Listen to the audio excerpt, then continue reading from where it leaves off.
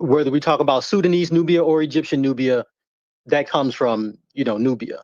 The earliest herders, Nubia, southern Egypt, western desert, northern Sudan.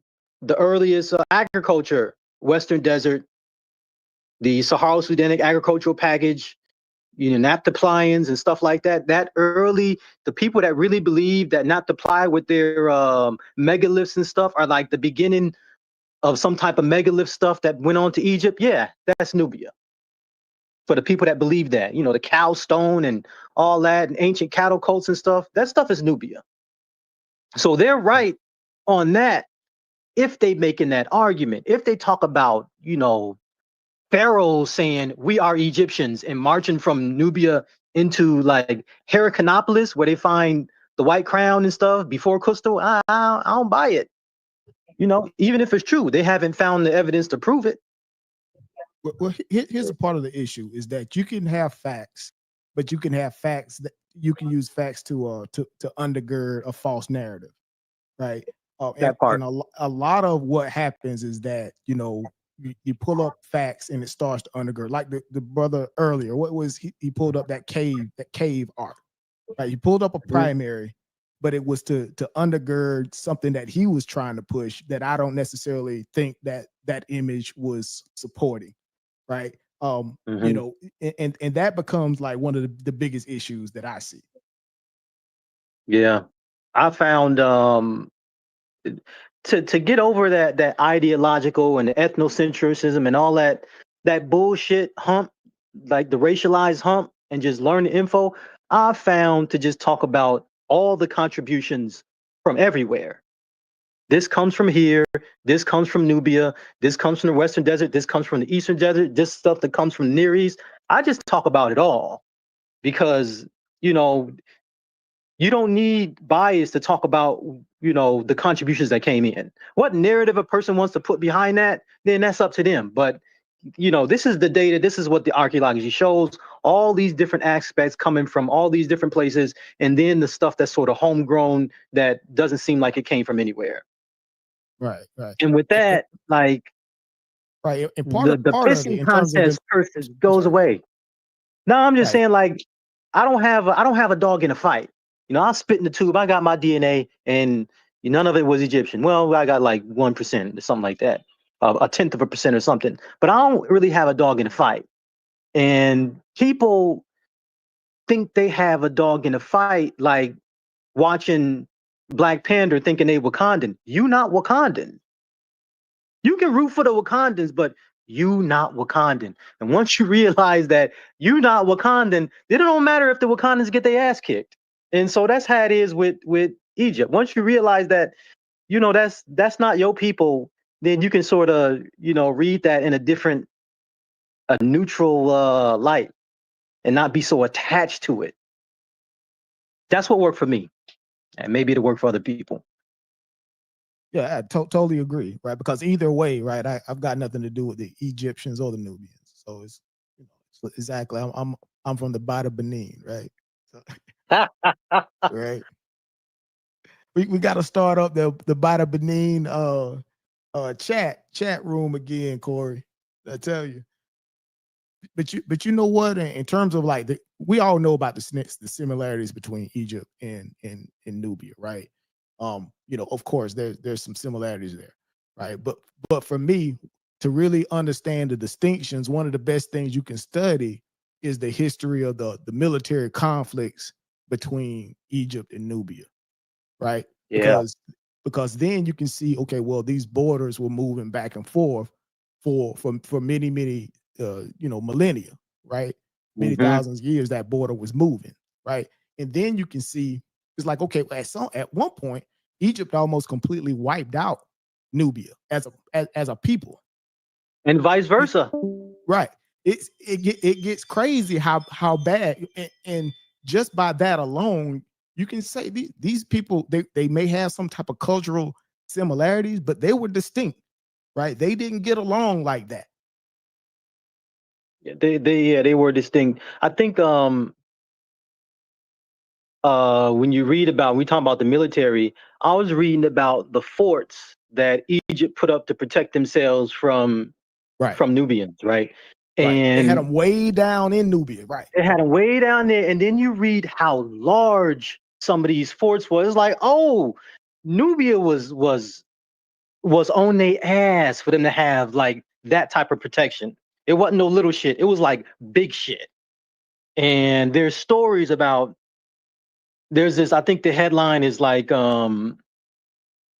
ancient Egypt history airbrush something, and this talks about how Nubia, Kush, Punt, Yam, like all these different Nubian groups go up into Egypt and was getting ready to just wipe that shit out. I don't know the details or whatever, but they went up and they just like wrecked shop, and they could have ended the civilization, but they didn't. Right. And it was like it was graffiti about it or a story about it and hieroglyphs, but you know later kingdoms came and sort of, yeah, we're gonna chip this a little bit out, but they found certain records of it. Yeah, there's And a so yeah, Nubia Nubianologist was that huge. yeah, there's a Nubianologist who got his PhD from Princeton that does a lot of work on that. I had a presentation that I did back in the day. I was always use him as a source because he was real straightforward and unbiased in terms of everything that he would kind of describe about Nubia. But yeah, he talks about exactly what you're describing. I forgot what his name was. Is he the one that wrote about the I say the first we was the 25th dynasty and how they claimed the throne? Not sure if that was I think it I think it may be I have to him. pull it up. All of that old stuff is on my I gave my computer that I was using to do all this research. I gave it to my wife. It's in her reading room. But I've got that drive shared. I have to pull it up. I gotta go back and pull up all my old documents. There's a good paper, and it's talking about Jebel Barkal, which is a mountain in Egypt. It's like the prime, not Egypt, Right. Yeah, in Jebel Barker. Sudan. Right. Yeah. And he's talking about how the 25th dynasty kings claimed right to the throne through blood relationship with other earlier dynasties. So it's like I call it the first we was when they came back and conquered because they was like, no, we related by blood to earlier pharaohs who came down into Sudan and worshipped here. And they came up and whooped ass and took over for a few hundred years. Like people were so sleep on Nubia and Nubian history.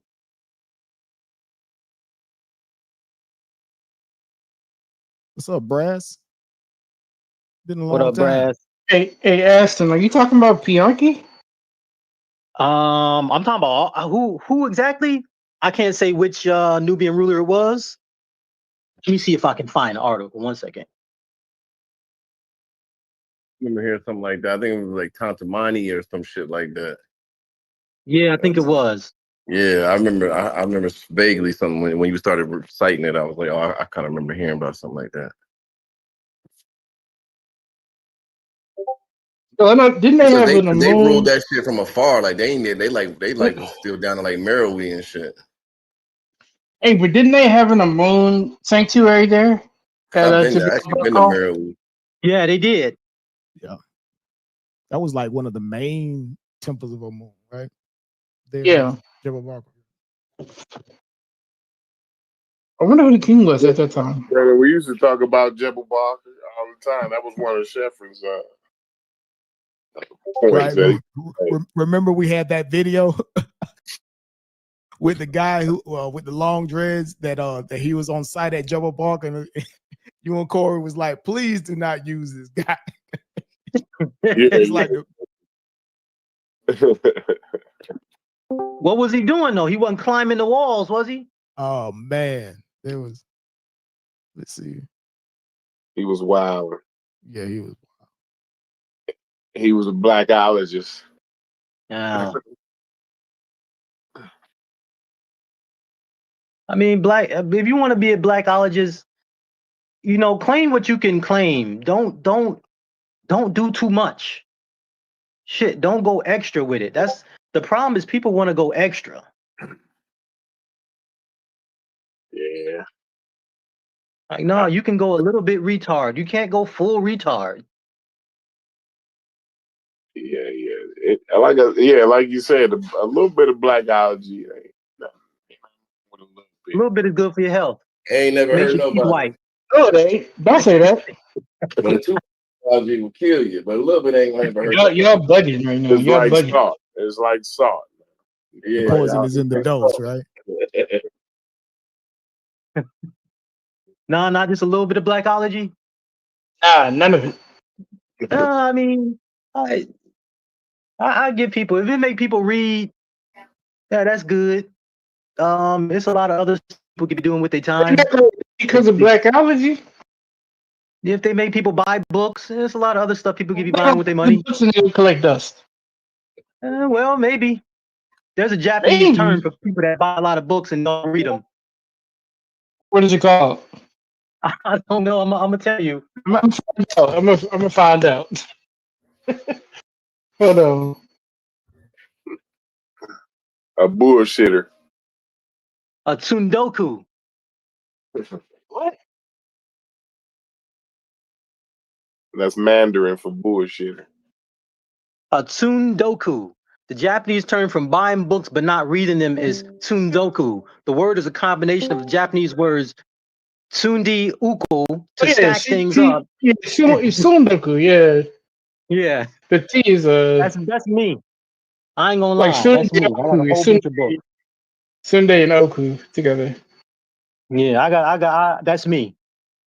I got a Was whole it- bunch of books, but I how's buy them it tra- faster than I can read. I'm a damn librarian. I got a lot of books I have not read, but I read a lot. How I'll does that still keep word buying them, though. translate to English? Stacking shit up and not reading. I got so many papers I haven't read that I just saved. So, you know. Read one a day. It adds Oh. up. So where high school? Where did y'all get to the bottom of this nonsense? I'm back. Nah, he Come back. actually ran out before we did it. What's going on, Chef? What's happening? Hey, Brendan, what's up, buddy? What's up, Doug? We got the Bida Benin. Hey, We got the Bida Benin Right, chat we up got- in here. We got the Bida Benin bros in the building. Oh man. Oh, that conversation, man, he Saw is like, I don't know, man. Like I don't even like talking to Asar, right? Because Asar M. Kai makes up shit on the fly. He will say anything. Yeah, how do you Like, fight that? That's you crazy. can't fight that. He will say just about anything, yo. Like I don't know, something. He a little nutty, man. Like, seriously. Hey, Like, he is, but you got the problem is giving him the floor in the first place. You know he's gonna say some bullshit. Who is this we talk about? Asar M. Kai. Oh, I don't even know who that is. Good. Yeah, he will say anything, yo. And all you gotta do is a quick go. Every 3 words, just Google. I mean, because oh man, you know, I didn't say Smashing them had to stop him, and he on their side, like, yo, you got to go get a source on that, bro. That was just crazy. So he'll say anything, man. He tried to say that what did he say? He said that the modern scholars had to use ancient Egyptian Medunetta to translate Hebrew. I said, bro, that makes no fucking sense. And he be talking 500 miles per minute, and you gotta put brakes on that nigga. I'm like, how would they?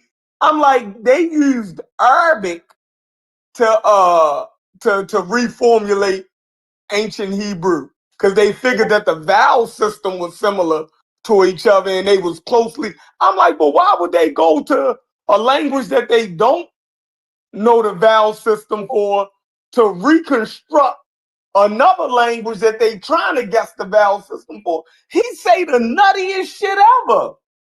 Shit crazy. You know what the problem is, though? The problem is people giving him the mic. So I said, That's why, like, if you give the mic to a clown, your show is going to be a circus. And people continue to give the mic to the clown. They think that's like funny. Like somebody like that, if I had a show, you banned from even commenting in the comments. Like, go read. Hey, Like those to give people get y'all no play in this ride. to give y'all some pushback though, the niggas that know everything don't talk. So That's true. since we talking about motherfucking how dumb Asarim Kai is, all the niggas that can give us actual information is on mute. This is still a show. I get it, but it's still a show, bro.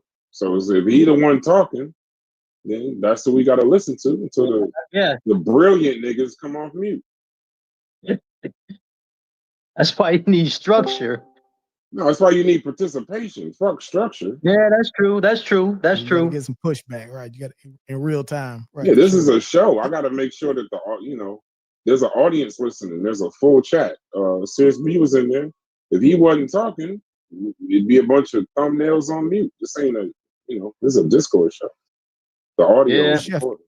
But Chef, you saw he pulled a fast one on you when you started talking about the language. I think you and Mel were cornering him on the language, and he flipped it. He wanted to talk about Egyptian script, right? Remember, he said, "Okay, well, let's discuss the scripting piece of it." And then you said, "What are you talking about? Script? We're talking about language." And then he says, "Well, what is a script?" Well, it's a written form of language, but it's not the language, right? A script is not the language, right? But he wanted to pull you guys away from that because he did not want to discuss the linguistic portion that shows that the Afro-Asiatic piece. And I knew exactly where Mel was going to drag him into. He didn't want to touch that at all, right? I was leading him towards it when I said let's deal with the specialist who did the Greenberg comparison. and those guys, right? Exactly. So I was going to hit him there with Loprino, Greenberg, Eric. I was going to go there, like he didn't want to touch it. So.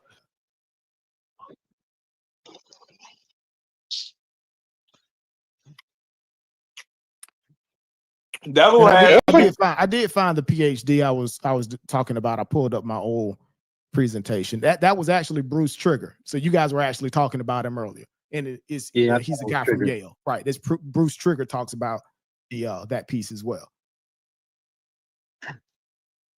And Timothy Kendall is the dude that wrote Napatan Temples, a case study from Jebel Barkel, and the mythological Nubian origin of Egyptian kingship and the formation of the Napatan state. And he goes in and basically talks about how the Nubians was like, no, we related to King Tut and them, and that's why we coming back to take the throne. And how we related? Because they came back here, 1,000 years ago or whatever, and worshiped here and had some babies. And that's my great granddaddy.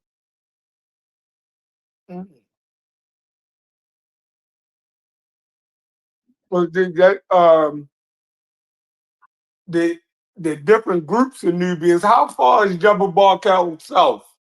How far south is Jebel Barkel? I think Jebel Barkel is around Khartoum. It's right outside of Khartoum. It's like an hour from Merowe. Yeah, there you I've go. been there. We shot my boy album cover down there in Merowe. He's from Sudan, so it's right over there. Oh, that's deep south. Yeah. Yeah. Like white and blue Nile type. Niggas nowhere near no goddamn Egypt. I literally went to where the white and the fucking blue Nile met. I didn't even know there was a fucking blue and white Nile, nigga. No yeah, there's multiple Niles. Yeah. And you can saw how the colors look different down to almost valley to their lake. I think it's the Queens Lake or something like that. It go all the way down to Lake Victoria or some shit. Yeah, like Lake Victoria, named after the Queen. So yeah. Nothing for nothing though. Most of the water comes from real Ethiopia. Nilotes down there. When you get down there, you see the real Nilotes, Phil. Tell you. Absolutely. They got some real Nilos in Ethiopia too. Don't be surprised. Well, hey, can I ask y'all a question? Even if Asar and him is kind of what he said was wild, wouldn't you agree we do need some different opinions in here, at least to have discourse? Yeah. I don't know if it's necessarily going to be good discourse, but a lot of y'all agree on the same thing. I guess maybe I'm thinking of content right now. A lot of y'all agree on the same things, so y'all talking to each other about it. Unless y'all could find minutia y'all want to disagree on, but I think we need other. We definitely other need them people to niggas. put it in there. Yeah, Yeah, we need other we people. need them. Yeah. How else is you gonna clear up shit if you don't have them? You feel me? You can just teach. A lot of these. Okay, this is what I'm gonna call Cap Aston, and I love these guys. You know, I guess this is quote unquote our team. I don't consider any of them teachers.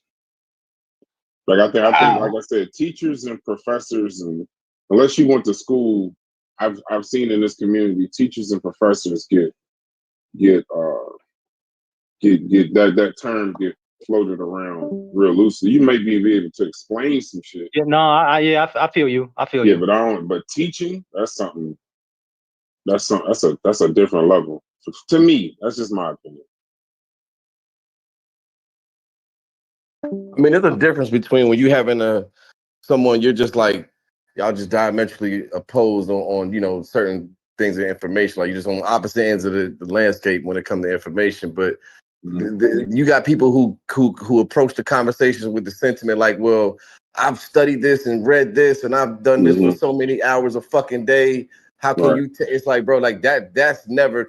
You're never gonna get a good conversation out of someone whose approach is that they're almost in their head in authority. Like they're talking about they got certificates and I went to Dr. Raketti Amin school and they're like, come on, bro, like you know what I mean? Like we ain't gonna get nowhere with that shit, honestly.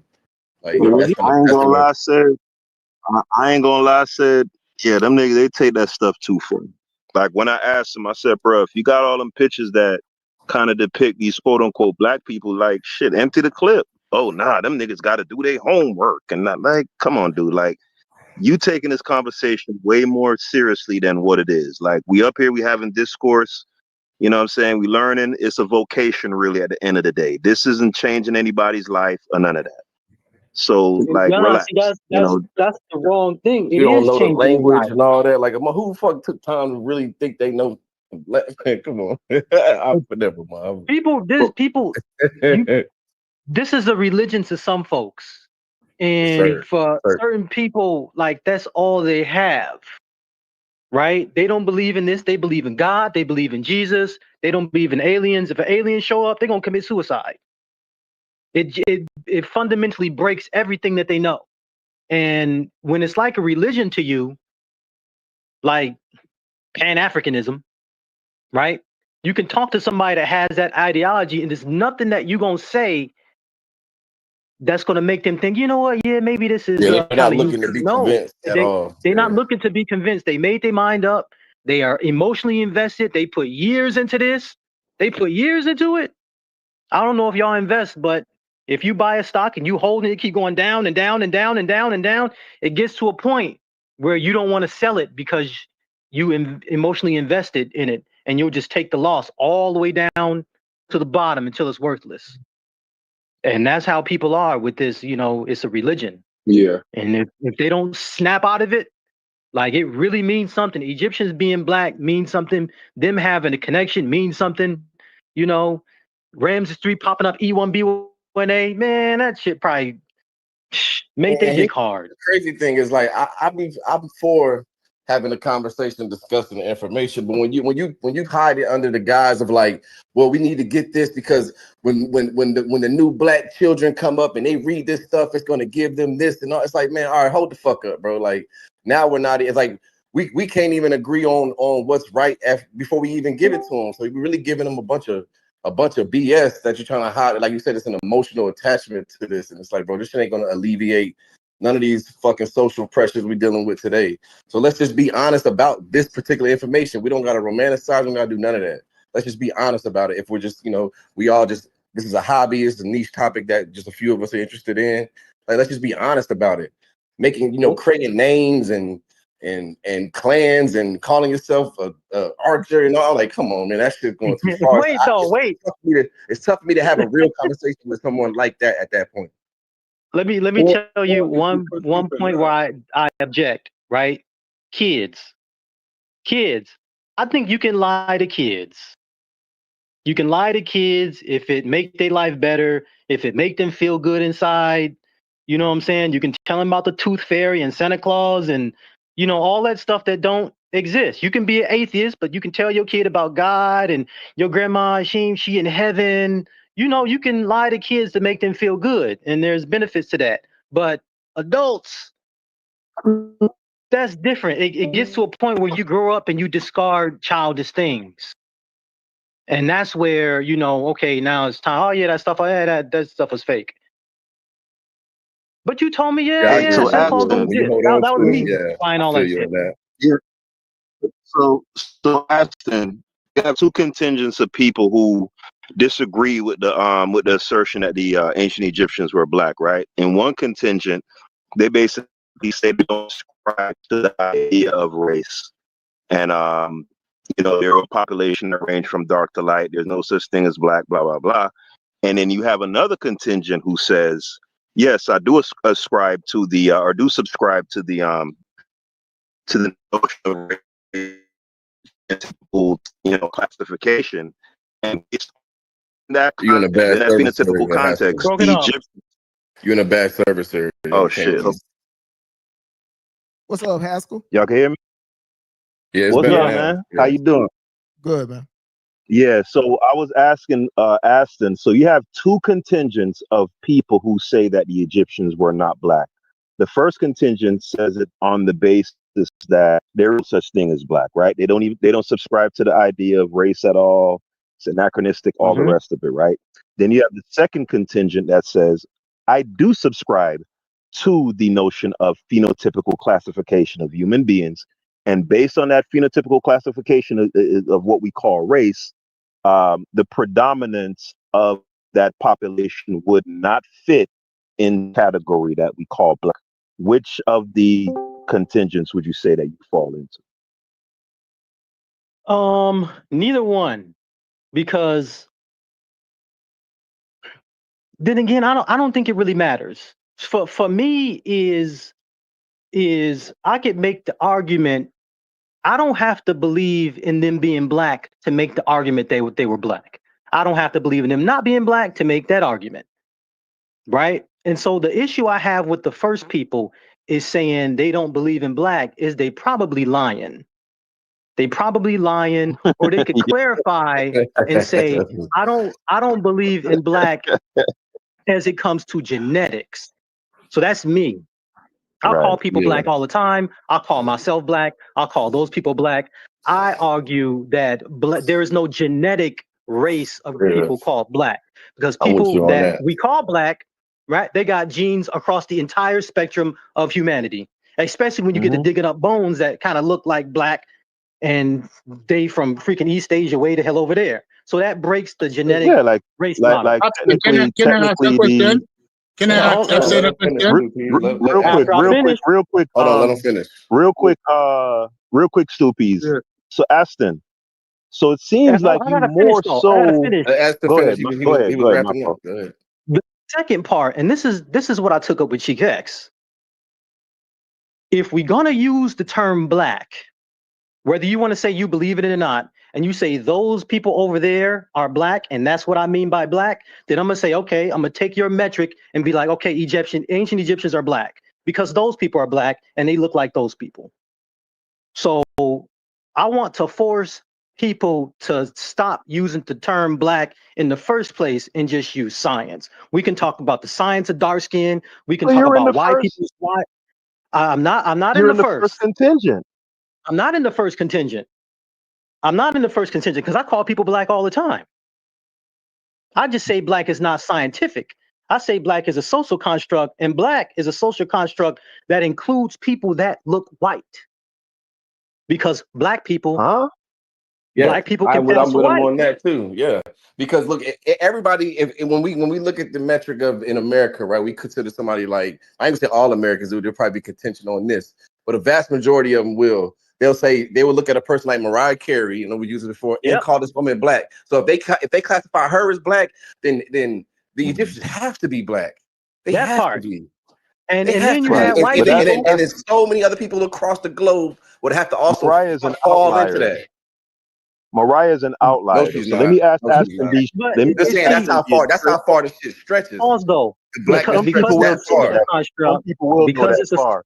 But it's a social but construct. Aston, yeah, for a fact. So I want to ask you straight up, Aston, being that you admitted that people who claim that it's a social construct and there ain't no such thing, they lying. Yep. So that says to me that you do have a conception in your mind of what constitutes a black person. Based on that, with the ancient Egyptians, the predominance of the population in ancient times fall in that category. But are people black Predominance? I only don't on the know. basis of skin color?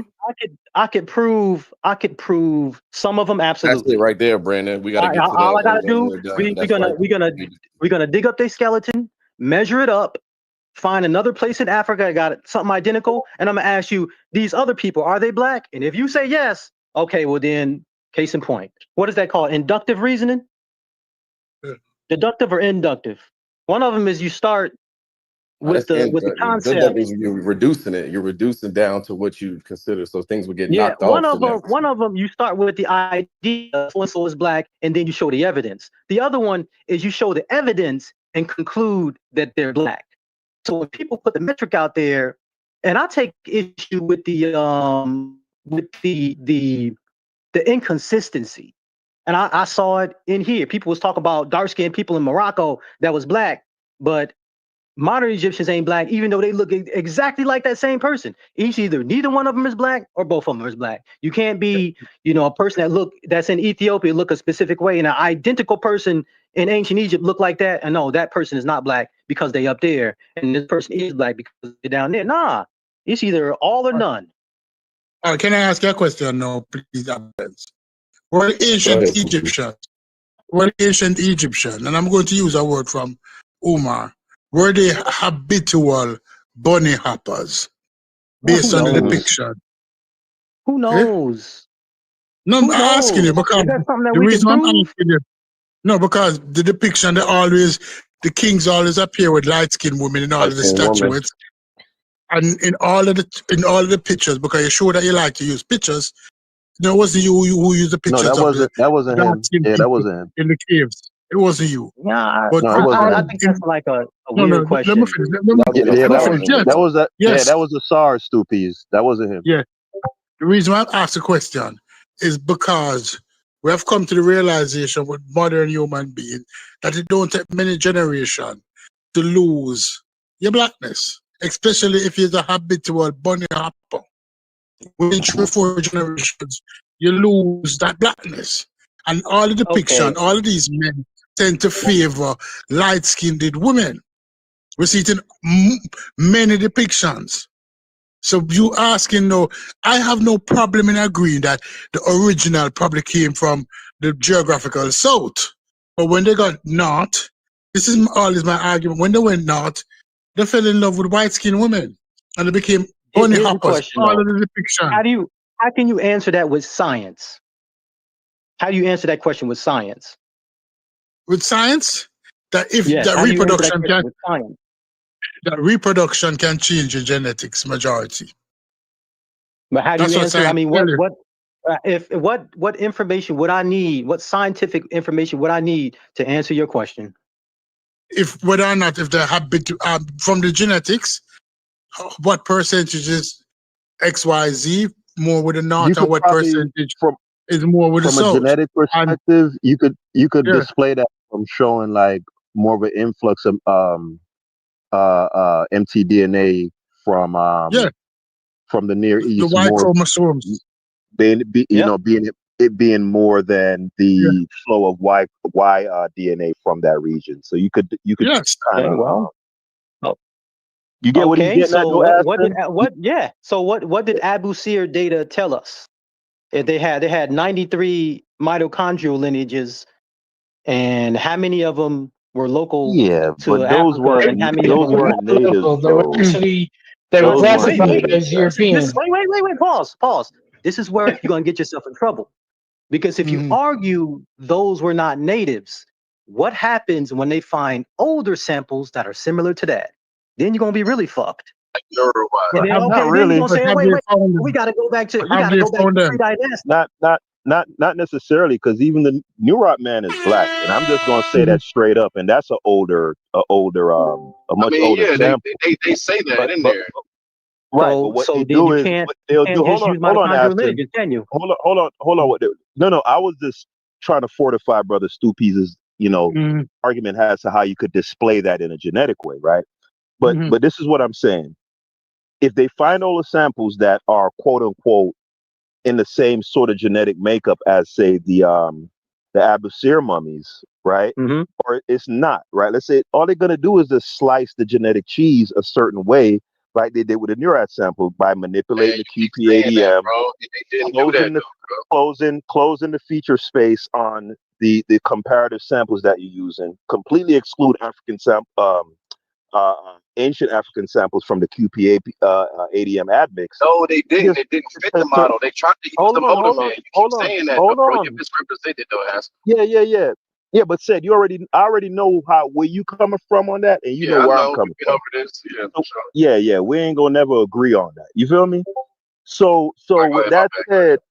said, this is what I would like to see from Egyptology. If they're being honest from a genetic standpoint, don't give me these nondescript ass people. Stop digging up random motherfuckers with no name. We don't know who they related to. None of that shit. You got plenty of ancient DNA from the old and middle kingdom, right?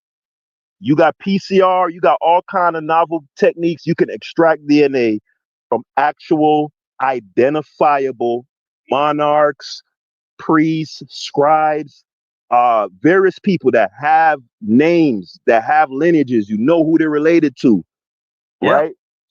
right? So get the DNA from them motherfuckers. Don't go get no rand. They listen. They don't want none of that the monarchy smoke. Aston B when it comes to that genetics.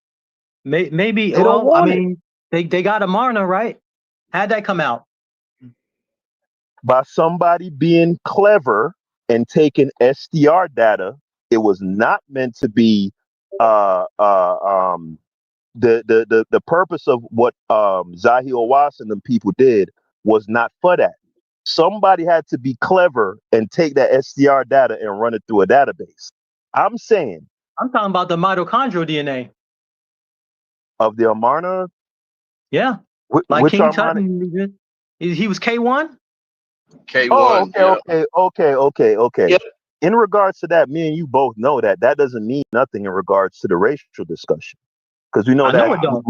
I know that's why he's DNA. saying that it's science. It's not. You can't make a case of no, no, blackness or none of that from that. no. But what That's I'm my saying point. is, right? No, for a fact. But what I'm saying is, you could use the autosomal information from those monarchs and identifiable mummies that we know who they are, etc.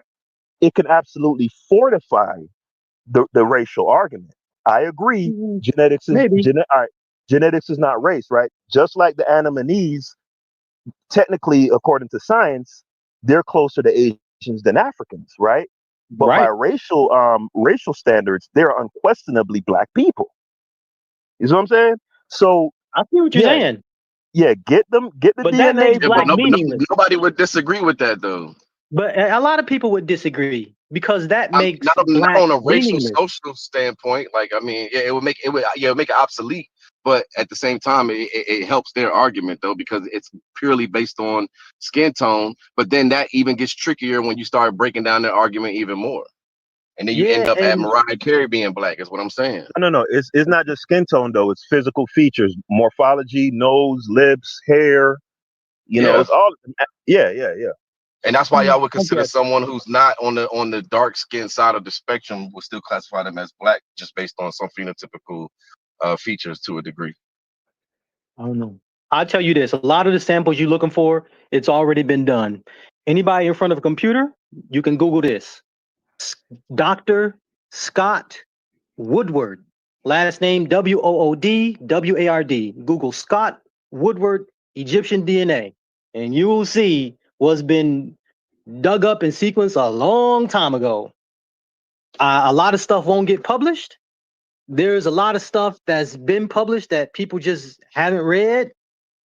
Some of the questions that people asking, I don't think they can be answered because like the wrong question is being asked, and unless you flip it and do like a analysis based on science, the whole shit just get like messy. Again, I'm Black American, and in my history, if I open up my photo album and all the cousins, you got people that can pass for white, but they Black Sure. because the way Yeah, we use Black includes white people. You got a woman, Rachel Dolezal. She passed as Black nobody because consider her. because Come on. No, she passed until bullshit. they realized what She it was. passed. She was passing She for them. passed Yeah, because if a person that looks like her says I'm Black, we take that to mean okay, yeah. regardless With of the how you look, cornrows, all that yeah, shit. Yeah. you have Yeah, yeah, you yeah, have a person of African slave descent in your background, and you They let chose her to run a identify as chapter that. of the NAACP. You don't think they looked at her and was Exactly. like, like, come on, like, did she fooled yeah, people? Yeah. but she did. But what did she do? Said she wore a wig that had like type But he's 3 to 4. saying the features allowed her to Right, pass right. to a degree. No, but yeah, I agree with him. Right, you have those people. There are like your Adam Clayton Powell's, for example. Right, I would Or the put him people in the that ran category. away from slavery Yeah, and yeah, joined I would white put him. societies. I would put him in the category of ambiguous, right? Racially ambiguous, right? But when you look at the population that is referred to as African American, when looked at as a unit, the unit is unquestionably black, even with those outliers that Aston B is referring Yeah, to. yes, it is. And You're that's my right. argument, right? And that's my argument regarding ancient Egypt. I don't disagree for at no instance that you're gonna find the instances where you're gonna have people who are nebulous racially. I'm saying as it when taken as a unit, they are unquestionably black. Now, in regards to the DNA asking, you mentioned Woodward or whatever the guy name is, right? Yeah. That's obscure. This is my position, Aston. If Middle Kingdom, Old Kingdom, New Kingdom mummies, like let's say the Amana mummies, for example, right? Being that Yeah. they get out the SCRs. If they did autosomal analysis on that entire dynasty and it showed 90% affinity with the Levant, they're not holding that information, Aston. They are trumpeting that off the mountaintops. You feel me? So Hey, So right. why wouldn't they do that in the Neurowise then? Why would they feel the need to include, even though it's literally one sentence about the man's skin tone? Like why would they feel the need to include that if they're pushing this agenda that so to say that you're speaking of? Like Yeah, but you why would they gotta feel the go, need to include but that? you gotta go, said you gotta go all into the supplementary information and I mean, you got to do dig that up. with any study No, to no, no. get with. Yeah, Go but this ahead, is what my I'm bad. saying though. With Neurot, the thing that they put out there, like on the front line, on the front page, is that he got most of his affinity is to the Near East, even though they put I didn't the say that 80%. neither though, but go ahead. Yeah, even with the 80% North African, they still tie that back to the Near East. That's the thing that they push out to the front. You feel me? The pause high though. respect. Do you understand? Do you Yeah, understand I how they don't. tie that back? Say again. Do you understand how that 80% is tied back to the Near East? Yes, I get how they argue. They're saying that it was a series of bat migrations that basically Not make the up I mean, you got what people they that broke call, off and yeah. stayed too. That's why if you look at the So yeah, new Green Sahara study, and, like if you look at those people and that broke off, like they stayed there, and they still picked up a lot of the sedentary culture that came from the Near East, even though they had a small percentage. But if you go right up the street to those Toffa Rock mugs, right up the road, they got a high percentage of it, and they're older, so you can see the right. back migrations, like right there, you can see it. with Takakori, they make a little bit of different distinction with them than Neurot. So with Yeah, for Takakori, sure. with Takakori, they basically say this is an ancestral North African continuum that is neither related to the Near East or so-called sub-Saharan. With the Neuron, they connected it with the Near East. They didn't do that in the same way with Takakori. Let me say something about Neuron. They connected it to the Near East based on a previous sample. So there's a previous study that has data from Morocco. And one of the samples called Skarat something or SKH, that sample is like, okay, this looks like 30% Tafaralt and 70% Neolithic Levantine, right? Boom, so they got that. Now when they ran this Egyptian looks like 80% of that Moroccan. But remember, that's 80% of something that's a 70-30 split. So that's how they saying is, 80% North African and the rest being like Mesopotamia or some bullshit. Right. And I disagree. I disagree with that. I disagree with that. I'm more so ascribed to the model that people like Rick Kittles has spoke on.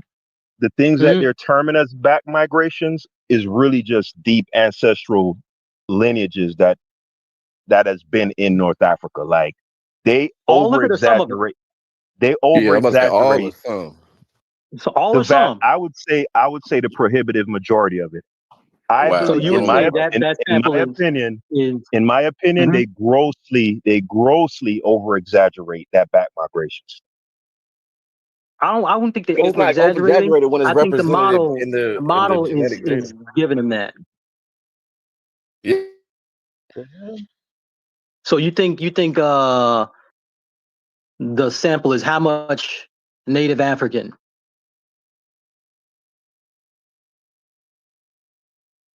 What's the number? We're talking about Nurat. It was like 79 or something like that. No, but you think it's 79%.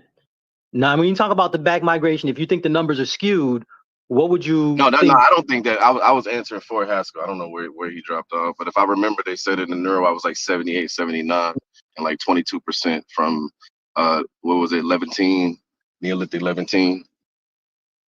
Chalcolithic, Levant, this, that. They're saying like that's basically an amalgamation of a series of back migrations from the Levant. Right. So I'm saying if you don't think it's all back migration, what part of it or what percent would you think is local? I mean, if I'm throwing out a number, it's really just going to be arbitrary, right? Nah, no, it ain't. It's going to be your opinion. Ain't nothing wrong with your opinion. I'm not a geneticist. I'll throw out a number. Yeah. I believe the same thing. Throw a number some of that, I would say possibly 40 to 60% could be local of that sample. But even with that, that's not an issue though. That still doesn't determine what they were trying to discuss in that study. Like they were trying to figure out the Neolithic package coming in and the whole sedentary culture coming in and when they stopped being as nomadic as they were. It has nothing to do with, with Haskell and them. I think they're trying to make it the race thing. Yeah, I don't think it has nothing to do with that. That whole study was based on farming.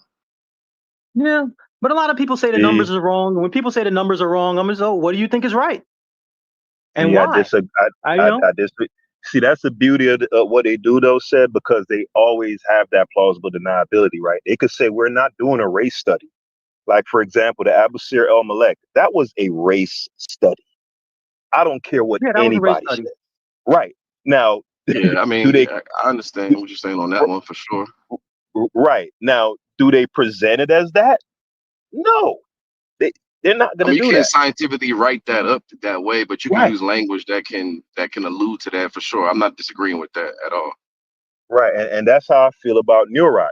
In the Hyrasplex, right, which is what, like, based on genetic information, they kind of glean what the most likely skin tone that the person would have had, the most likely hair type that they would have had. They put that in the supplemental information, and they said he would have been dark brown to black, which is the highest level on the Hyrasplex that you can reach. So you when don't read find you that, don't see that as honesty though. You don't find that in some form of way, like not we're, when it, not even when though the it's study's not about that, but we're gonna we'll introduce that because based on what we're looking at, he would range in this range right there, not I think it is. intermediate, I but think it in the is higher. said. Yeah, I think it is said because you know what? This is it's tricky because even if you're a scientist and you want to be kind of go all the way and say this guy was black or whatever, there are political considerations, right? You can't be calling them people black. You're not going to be let back into Egypt and do work and all of that shit. Zahir That's Was true. and his descendants, they not having it, bro. They don't want to hear nothing about no black. None. They, Zahir Was don't even want to hear that African shit. He'll tell you that the ancient Egyptians was not. He said that No, verbatim. They're not they're black, but African. they're Negro. Right. You feel what I'm saying? So as a scientist, I feel what you're saying. Said yeah, I give him some points, bro. I give him some points because but to me, that's just buried in the footnotes. To me, what's on the front page, most people gonna read it and they're gonna take it that he's the same as them Levant niggas, and you're gonna automatically associate that with a Kim Kardashian looking person. That's what most people are gonna do. And the people who craft those papers, they know that. In my opinion, they I don't think know they that. care, man. I don't think Yeah, they I care. don't think they care to that degree. I think they're just trying to figure out some of the pieces of, because it's like they see it. They see the backbone of the Egyptian economy came with the introduction of this heavy sedentary culture. So they're like, which direction did it flow? Maybe the genetics will help tell that story. I don't think it's trying to particularly prove something. I think they're just trying to get clear understanding of how these different migratory patterns may have went, how it may have worked. I don't know, man. I don't see this agenda that y'all see to a degree, but Oh, there's an maybe agenda, I'm no flawed. doubt. There's an agenda. If you read enough studies, there's an Yeah. agenda, and you got to know I'm when not you're saying getting it ain't. played. I'm saying like I don't see it They when I playing us left and right. look at it from my lens. Yeah, I mean, they played us with Takakari. Yeah, I'm sure they do. Well, who you say, Asa? They what? Yeah, they played us with the Libyan mummy. Horrors. Yeah. Okay, yeah. Because I still haven't seen I any don't remember them genetics talking on that. about the skin tone of like PKH, SKH. I mean, what was they called in Tucker Horror? Ain't they abbreviation PKH? I think. Or something like TKH. that. I don't remember them doing that. Like I know they got a whole. I think it's like it got like a million something played us. STPs or something. They played STPs us with the something. model, right? They played us with the model. They played us by not going a little bit deeper into the archaeology to see which population that group is related to, because that sample has larger implications on Africa. Yeah, it does. Right? Yeah. If Well, I know out of the you're three, familiar they with only the really got a sample, good portion of one. I thought, right? Like out of the three, it was yeah, like but three of them. I think. sometimes one is enough. Yeah, it was. And now They got that one, one like I old said, they got Kenyan a million sample, and slips off that one or some shit like that. I yeah, think they learning like with the new method with some of these mummies, they finding like some tissue they can get like a lot of the a good sequence out of, thing like behind the earlobe or something like that or some yeah, shit like, if I'm not yeah, mistaken. But The Petrus the bone. Petrus bone. yeah. But I met the woman that pioneered that, by the way. oh yeah. Yeah, at a genetics I feel conference. like with that, like like I think with a lot of those, they'll be able to go back and maybe get a larger database now, because they can use these new methods on a lot of those old mummies and But shit. that stuff take time. Like when I Do say though, I met that woman in, it could have been 2011, and she was hinting at the data that was just published from not Zanzibar, but was it Zanzibar? Swahili Coast and Kilwa and stuff like that. The data that just came out like last year. What's that? Like 12, 13 years? Yeah, I'm not familiar, but 14. Yeah, the ancient DNA from Swahili Coast. It was like medieval stuff, but it was like a significant number of samples, like 20. That stuff was just published last year. Like the data when they do the work and when it actually get published is so long that stuff just like disappears. There's abstracts of we got DNA from Mesolithic, Neolithic Nubians and this and that, and this is blah blah blah. Man, that shit disappeared, never published. So don't hold your breath. What did you about the Libyan mummy? Why do you feel they were being kind of cagey about that? Why because did you come to that? they made it seem like it had no affinity to sub-Saharan Africans, and they made it seem like even this quote, migration between sub-Saharan Africa and North Africa was limited. They say that, but that's like saying, gene exchange between white Americans and African Americans was limited because of slavery. Well, no, it just went one way because of slavery, right? And so if you have people in sub-Saharan Africa that are partially North African, like the Fulani, who was pretty close to these people, and the Chadic people, and who else in these people in Libya, the Tibu and stuff. Tubu, How yeah, the you saying, Tubu. how you saying Yeah. gene flow is limited when these people are 30 and 40% North African? Yeah, because if you only think in gene I thought it flow was just one that way, particular group that they said broke off. Like like maybe it might have been a part of one of those true. out of Africa But migrations, or like that group broke off and they kind of stayed put while everybody else kept going different yeah, but directions. they said the gene flow was limited. They say But I like thought these that in people were just in isolated. that particular group though, because like I said, they said the Tafelrot were not far away, and they had a high Near East percentage. So it's like but and they still picked up Let me find a quote. some of the I'll explain what cultures. I mean. Hold They on. still picked up some of those domesticated animals and shit like that from those, but they Yeah, never actually like bred with them. they Kind of continually stayed to push the themselves. idea that the So so-called they almost sub-Saharan, say like which these people would be what we would call 100% goddamn African. Even though they say like it was like a 6-8% of some Near East shit. So I mean, and here's the it other ain't thing excluding too. sub-Saharan shit. And I mean, In I in feel the what y'all saying when y'all say it like that. I really do. I agree for sure. Now that I'm yeah, like and the other rehashing over thing some of the shit too I with read. the sub-Saharan terminology when they use it, the Thousand Genomes Project. Typically, when they're comparing the samples, they're always using that same Yoruba sample to represent sub-Saharan Africa. Yeah. So a lot of the time when you read these papers and it says no sub-Saharan DNA, what it really should say is no Yoruba DNA from this period. To me, That's that's what you're getting. disingenuous. That's There are extremely times. disingenuous. Hold on, it gets worse. There are times you're reading a study and it'll say, these people have, 2% E1B1A and 40% E1B1B, so they only have 2% Y chromosomes from Africa. So Yeah, like that's you crazy. have to read it and you got to know, like they really be playing us. They really be the Yoruba shit, or Yeah, I they'll kind of got that run the from DNA. that NeuroRock study. Like, I think Yeah. I think since April or sometime this year, I think Nature requires them to publish the peer review alongside the actual Yeah, study. thankfully. Yeah, so like so I instantly went to the peer review on that NeuroRock study. Boy, they was flaming their ass. They was They like were flaming them. figures were missing.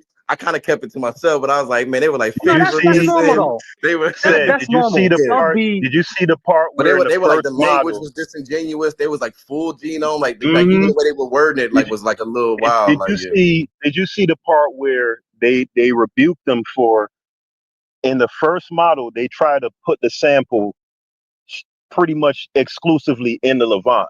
Like they said it's a they Neolithic tried. Levant. Right, they yeah, tried. And they told them, hey, that's not no. yeah. And they went back to the drawing board and Yeah, that's when that's why he said that a lot of them had contention with just the language they were using. Period. So that's what most of the peer reviewers were nah, that using. wasn't a language thing said. They were trying to put that neurot in the near east, like pretty much exclusively. Yeah, no, Right. I know there was a part in the study that actually tripped me out. They were saying like this is like basically saying like this person has so much Near Eastern shit, like even though it was at the 20%, but it's like that's enough for them to look at this as almost like a gateway into like all the Neolithic shit from the Levant and Mesopotamia. I'm like, nah, hell nah, y'all tripping when they say wild shit like that. Like there's no way you can look at this one person here and then get a whole idea about what those people over there were also doing. Like that's wild. You see a recurring pattern, and the recurring pattern is trying to put Egypt in the Near East. It just never fails. They keep trying to do it, and they're not gonna stop. You know, if I mean, it's an attempt on both angles. I think. I mean, you see people trying to pull these motherfuckers as far south as possible too. So I mean, it is what it is. I'll say this, right? The data is less of a problem than the interpretation, right? Yes. If we talk about science and we talk about out of Africa, it's likely when you look at these PCAs, you're gonna see a climb from South African hunter-gatherers into pygmies and West Africans, and then East African hunter-gatherers, and then Horners, up a smooth climb of populations into the Levant. That's what we would expect, right? People gonna get closer and closer, and of course, Egyptians and Levantines are right close to each other. So a natural climb of human diversity from sub-Saharan Africa into the Levant, you would expect a native Egyptian population to be close to a native Levantine population just based on geography. So see, and that's what you make of that though. No, from an a priori perspective, sure, but that now, in and of itself. Go ahead. Yeah, what when you look at the data and it shows that, how you choose to interpret that is the key. Because they don't, sometimes they say it, but autosomal data does not indicate direction, and affinity does not indicate ancestry. I always say maybe they were closer to the Levantines because the Levantines have strong ancient Egyptian ancestry. And But I people look at me like, they introduce like those it cultural all diffusions, depends. those different things for like the sedentary culture. Like I think that's why that helps. That's actually what Ngozi be saying. Hey, but that's Right. actually what Ngozi be trying to tell y'all. Exactly what my man's just said. Like that, though, everything that y'all be attributing to Levantine and Arab and all this is North African. Some of it But is. y'all be attributing everything one way. Like everything is Arab or everything is Levantine. Like no, like this North African is a significant part of that region. It's matter of fact, it's a dominant. It's a dominant part of the region. Not going right? outward, coming inward. But check this out though. If we racialize everything, the influence coming from outward. When you say North African, a racialized person, to them North Africans are not black, and ancient North Africans are not black. So they'll dismiss. Oh, you saying they North African? They will never dismiss that. They'll never like accept. Nah, they can't be North African. They have to be they black because sub-Saharan Africa it is, and sub-Saharan Africa it is, and Nubia and that. So, the erasure of indigenous North African substratas because they light skinned, that's a problem in and of itself. Yeah. They don't understand that it's more than one way to do things, right? It's more than one way to be African. They don't even the dark skin, they would lose that too, because they don't understand that a motherfucker could look like Corey in North Africa, and from a genetic standpoint, based on how they're defining the variables, would not be sub-Saharan Africa. Parkery. Right. Absolutely. Parkery. I agree with that. Yeah, Taco Corey, for example. There you go. You know what I'm saying? There you go. Yeah. For those that know how the skeleton looks and knows the material culture and knows how the teeth look and that's the sample right there. ANA. Yeah, no, them are some niggas, dog. Based on how we define it today, Taco Court, them some niggas, bro. You know what I'm saying? Again, I always run to Andamanese Island, Corey. I know it'll be making you mad, but it's just to make a point, right? Based on genetics, depending on how you define it, the Andamanese are not African; they're Asian. But they're not African. Huh? They're not African. They're not African at all. Right. It don't matter how you define it. That's what I'm saying. Now you take them motherfuckers and drop them in Congo, blend right in. I don't know, man. I don't know about they may be dead in a week. Maybe from a macrocosmic view, maybe. Yeah, I'm saying taking out the culture and all of that stuff said. You feel me? Just if you was just walking around Congo and you saw the motherfuckers in Congo, you ain't gonna look and say, "Oh, them some Asians." People don't exist in a vacuum like that. Like there's things that separate, like just even the closest of groups. So I mean, I don't know, bro. It's really but this is what I'm saying. Said if you was to take a typical Chinese person, right, a modern day Chinese person, drop them in Congo, they gonna stick out like a sore thumb. You see what I'm saying? Not today. I want to say it's heavy. Oh shit! They heavy Oh down there shit! That's today. funny. Yeah, but we know what That's he mean. funny. We know it. I know what you mean, though. That's funny. Yeah, I know what you're saying. Yeah, visually, you're saying they would stick out for sure. I mean, Hey, y'all call what Ashton just said. yeah, he said not today. Oh, stupid. That's funny, dog. Hey, them motherfuckers all in Jamaica, man. The Nigga, bro. Chinese is not I fucking spend, nigga, around, Nothing bro. for nothing, travel for a no. living, so I spend months in Africa, bro. Like I get off planes in Kenya and South Africa, Johannesburg. And you see, I'm pulling money out of ATM that say Bank of China. I'm like, oh no, this is crazy. Yeah. This shit wild. You know, if I can Crazy. say one thing about that though, one reason it's a whole bunch of Chinese is because certain building projects are open to the international community. And China is building shit fast and cheap, and they outbidding Europeans. They have, different sets of labor. They gonna bring their own workers that are paid a certain amount. They ain't got like benefits and all this. So the world can't compete with China. And so some of what people thinking is predatory, nah, it's just China winning all the damn bids. Who built And this let me road? tell you, China. Who built the a hospital? lot. China. Who built this? China. They winning the bids. But hey, it's just like in Jamaica, right? They gave local contractors the money, and they fucked that shit off. I ain't gonna lie to you, like. Yeah, I was just in Jamaica like last year. I was in Port Antonio. When I'm telling you, I seen so many Chinese folks, it wasn't even funny, boy. Good God Almighty. Yeah. They act Good like gracious. Aston. I ain't gonna lie to you, bro.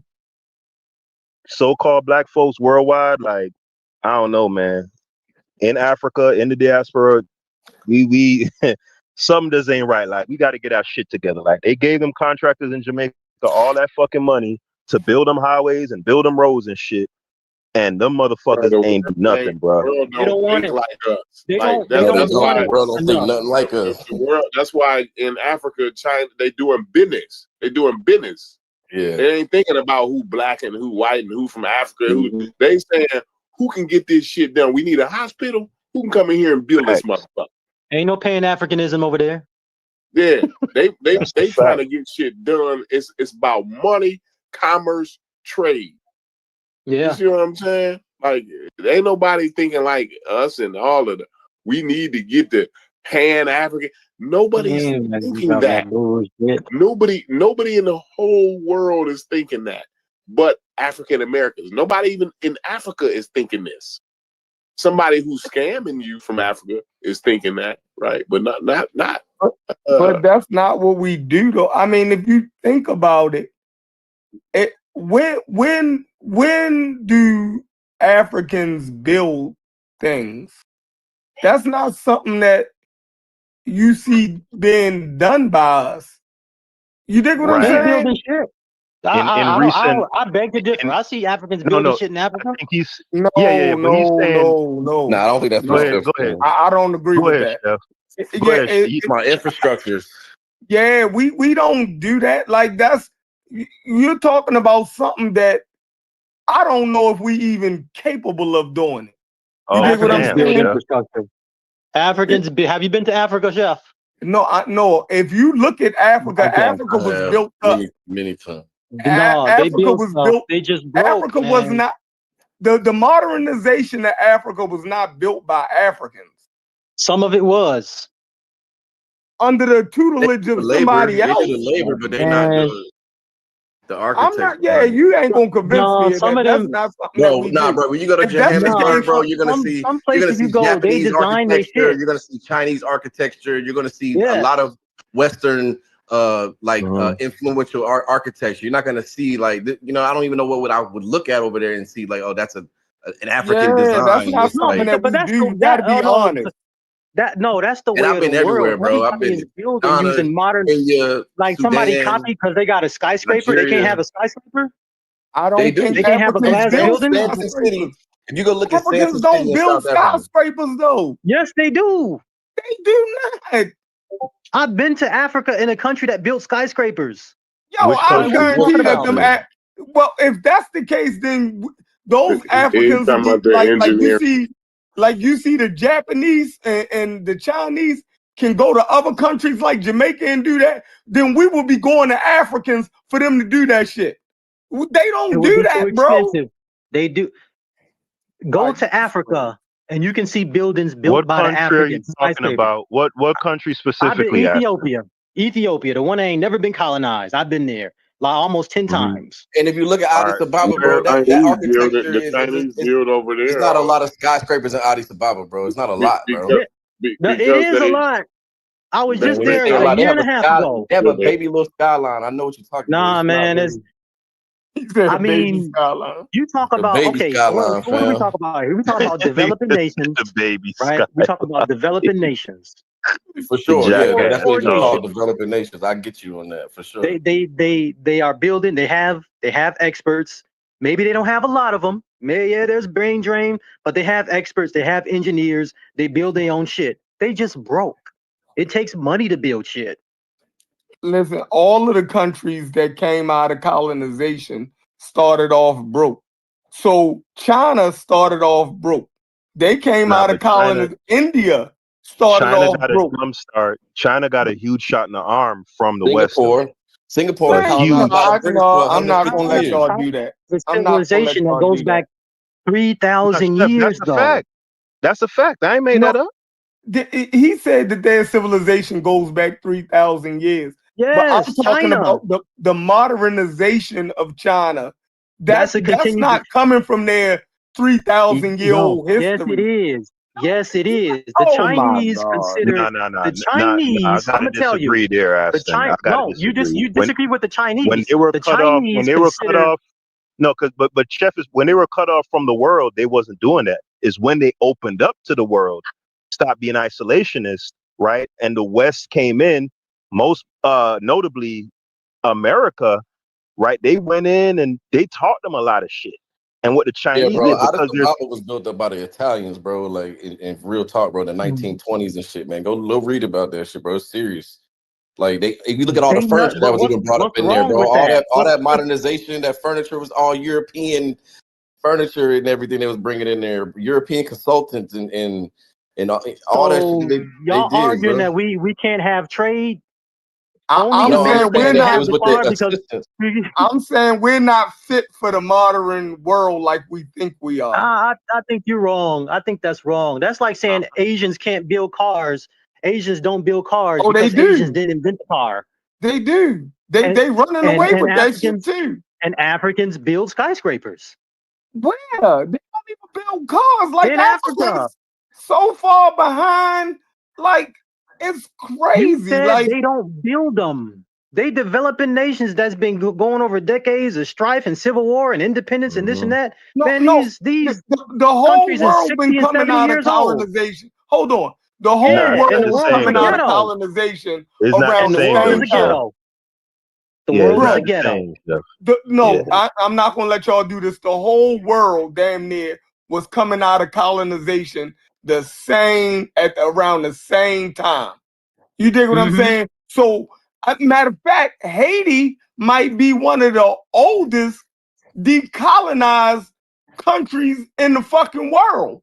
Yeah, Yeah, it's the and oldest. most fucked with Hey, too. Because hey, like the hemisphere, So but now but you Chef, look at black Haiti. nation. hey, y'all, hold on.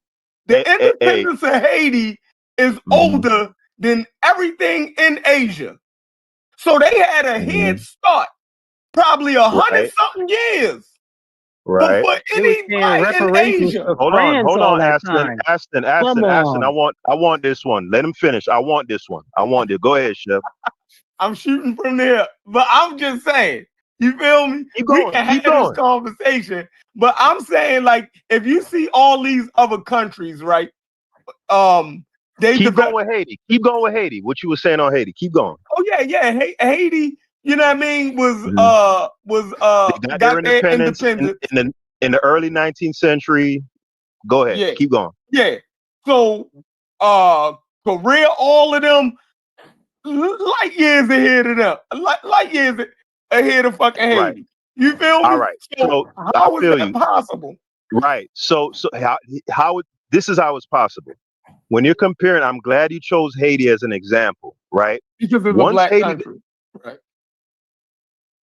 Well, yeah, I mean, yeah, I guess, but that wasn't really going into my point. The reason why I'm glad you picked Haiti is to illustrate that once Haiti got its independence in 1804, right, and they built the citadel, that was built by Haitians, and that ain't no little, that ain't no bullshit structure, right? I don't know if you're familiar with the citadel, right?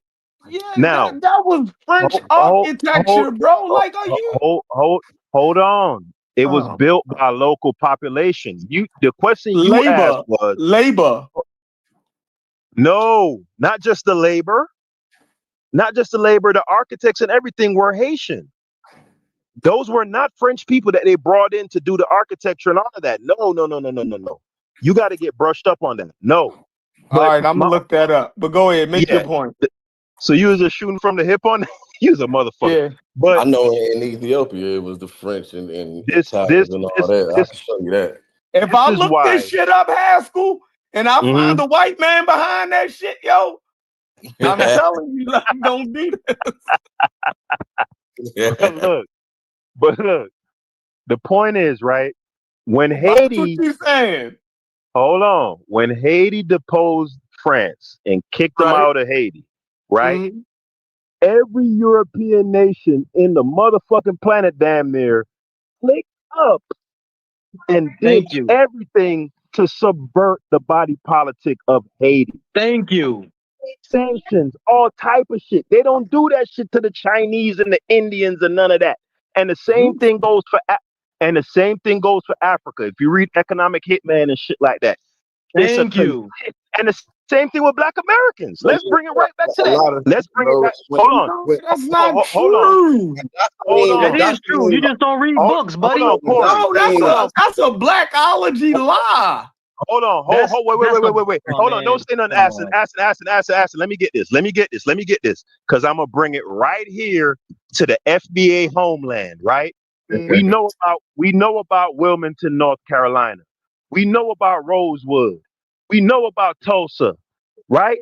And that's just the tip of the iceberg. They said Tulsa, when they destroyed them buildings, them shits was worth like 32 million altogether. They had banks, they had all kind of shit, right? Imagine Tulsa. Hold on. My overarching point is if Tulsa would have been left unabated, right? From the period that they were in their development that they were up until this modern period, right, Chef? That area would have been some hell of a shit. There'd have been a bunch of black billionaires in that motherfucker, right? I agree, business wise, yes. I agree, business wise. But look, that Chef, city was annexed. Hold on. Not only business wise, right? Every victory typically is going to bring you closer to another victory. Every loss is going to bring you closer to another loss. I'm kind of fucking that up, but the point is, right? The brain trust that would have been developed out of that, right? Because most of us, dog, we grew up on bullshit. If we being real, right? We don't have a continuous culture of where we're striving for excellence and we're keyed in on. A lot of us when we was young, did a lot of bullshit, hanging out, smoking weed, and just doing bullshit, trying to fuck every goddamn woman in the world and shit, right? What I'm saying is, if we take Tulsa, Oklahoma, when you talk about the schools that they had business schools, they had banks, all of that shit. Every successive generation would have been better than the next, Chef, is what I'm saying, right? There is no human, right? There is no humanity as a group. We all have the same capacity. What's fucked up about? Oh, he back. All right, go ahead. We all got the same. Yeah, we all got the same capacity. The reason why we're so behind, that's in Africa, is because of the subversion and a lot of bad habits that we pick up where we just more invested in a lot of bullshit. Like, look at the Chinese, how they do them children from damn near from day one, they on their ass. You coming home. Do you know that black people got more countries, more land than any other group of people on planet Earth. So you telling me out of all is 54 countries in Africa, it's about what 18 black countries in the Caribbean. We got about 70 something countries all together, and we ain't got one successful one. They all got skyscrapers. And we Here's a question for you. We don't have one successful one out of define success. 70 something countries. Chef, I ain't gonna lie. Any other race of people. Hey, you sound hella. You on your Chief X shit right now. You sounding dead like Chief X. I am. Here's my question. Here's my question. Y'all right need here. Here's this my shit. question. Okay. Tell me, what's the last book that you read on like African geopolitics? How Europe undeveloped Africa. So you read that book and you saying what you saying? Did you really read that book? Or do I have to bring up that Japanese word for people that buy books and don't read them? No, listen. the shit it sounds good. It sounds good until you look at the totality of it. You feel me? So you think it's just excuses, listen to what then. I'm breaking down to you right now. You think it's excuses, basically. Yeah. Look, you telling me out of 70-something countries, right? That tactic worked on 70-something countries, right? When you got China, India, all of them, at least one of our countries would have made it out of that fucking muck. It wouldn't have worked on all of them. That shit. You saying they're not successful? Define success. What level do they have to be at? One of those countries out of those 70-something black countries that's a part of the the G8 or whatever. Let's look that up. Because they broke. Yeah, exactly. With the amount of resources. Listen, with the amount of resources and everything that these black countries got. Do you know how rich Haiti? Hold on. Let me get this point out. Let's go back to Haiti. Do you know Haiti had to pay a debt? Do you know Haiti had to pay a debt? Haiti was though, right? Do you know how rich Haiti was? So if Haiti was that rich, you give it to the niggas and they go completely poor, man, that's something ain't right. Chef, wait a minute, Chef. Do you not know that the Haitians had to pay? With them niggas, man. Hold on. Do you know that Haiti, Chef? Do you know that Haiti had to pay, in today's money, billions and billions of dollars to France for getting their freedom? Do you know that? What do you mean? Makes sense. I don't believe no shit like that. Okay, you don't believe it, so you don't know. Wait a minute, Aston. So you don't believe? Hold on, you don't believe it, or you don't believe? Like you don't believe it. Hold on, Chef. Hold on. Is it that you don't believe that? Bantu expansion. So I mean, let me get it out, Haiti. Let me get it out, Chef. You don't believe that Haiti had to pay a debt to France for getting freedom from slavery, or you don't believe that significantly impacted their development as a country? Which one? A little bit of both. You said, listen. It can be a little bit of both. One of them is a binary question. That's asking, are you pregnant? And you saying a little bit. No, I'm saying he's saying that they had to pay France for their freedom. I thought they did reparations. They had to pay reparations. They had to pay France reparations. Yes, France was they had to pay their former slave masters back for the lost wages lost from slavery. Yeah, that sounds crazy, right? So they said by you getting your freedom and by you getting your freedom. How long ago was that though? They just finished paying like a few years ago. They just finished paying like a few years ago, Chef. Yeah, that was recent. Hold on. So since you gotta know this information to have these conversations. No, Chef. I don't. Because I don't believe that shit. I don't believe. See, and this is the same way y'all act with the Black Egypt shit. You don't know certain fundamental information, and then when somebody tells it to you, shit don't. Man, that's some ignorant barbershop shit. That is some ignorant shit. You don't have to I'm believe gonna it. tell You you can just that look the it up Black and confirm Egypt it's shit true. is not even close to that. Like, Hold that's on, they wild. said they had to pay for their free. If I whoop your Yes. ass, I don't gotta pay you nothing. The When the other rest of the countries, white world other got guns countries ganged pointed up. at you, They ganged up on them, chef. If you whoop a nigga Oh, ass and he go get y'all 10 niggas motherfuckers, believe all kind of shit, it's yo. not a belief. this is That's what common happened. knowledge. man. That's just This nigga crazy. It only take you like 30 seconds to look this up. Just Why talk Google it, about it chef. for minutes and minutes and How minutes about It's this? if you can hilarious. just look it Where It's up? Brad's at? hilarious shit. Brad's Chat GPT for get these niggas out of my face, Brad. Yeah, let me help y'all. Wow. You should just It apologize is when we're kind of done. hold on. It Hey, is kind hey, of I ain't gonna lie to you. Facts hold with I on. have daily immense, clarity. I have It immense is kind of respect for Chef because he makes insights a lot of the times that I find really impressive and make me think. But sometimes, bro, you could get on some real ignorant nigga shit, dog, and it be shocking me because I'm like, I don't see you that way. You be like, I don't care what the facts are and what that shit ain't relevant. I don't give a fuck. Like, what? I'm a nigga. Okay, I'm a so nigga at the end of the day. hold on, And Chef. I need a defense against you niggas because if I don't know something, I don't fight trust this y'all one. niggas. Don't fight this one because it's kind of true.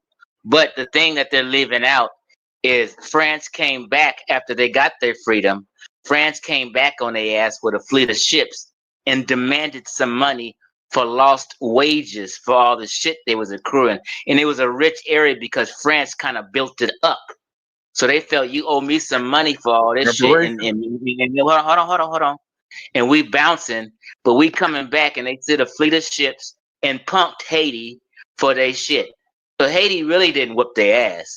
They came back with a fleet of ships on their ass and punked them for some money. Even worse. That's even worse. They doubled down.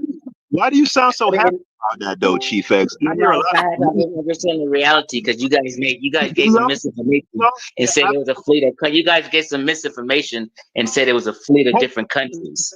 Act like it. So it feeds into what Chef's still saying though, that they were kind of hopeless. Chief X, do y'all hear the unabashed glee with which he said that? I heard it. I'm not talking about no personality. I'm talking about he was getting erection. He was getting an erection. Talk about it was at least getting the a ass smirk. whooped. It was at Don't least worry a about smirk me. on his face when he was saying it. Has That's what I'm doing. I'm gonna say it was at least a smirk on his face. If not glee, I'm not gonna say gleeful, Haskell, but what I'm gonna say is he had a smirk on his face when he was telling you that. I was reading from ChatGPT. Hold on. I was gonna freak and you gonna get your own country, huh? But the French pulled back up on y'all puss ass. Yeah, that what you get. Yeah, that's what happened. They pulled back on their ass. What the fuck I'm gonna romanticize it for? They rolled back on their motherfucking ass and punked them for their money. And you made that up. That whole developed area. Get a source on that. Get a source on that, Chief X, please. Well, I'm saying that's what the fuck happened. No, you made it up. The mulattoes. I didn't make it up. Get over it. The mulattoes messed up Haiti.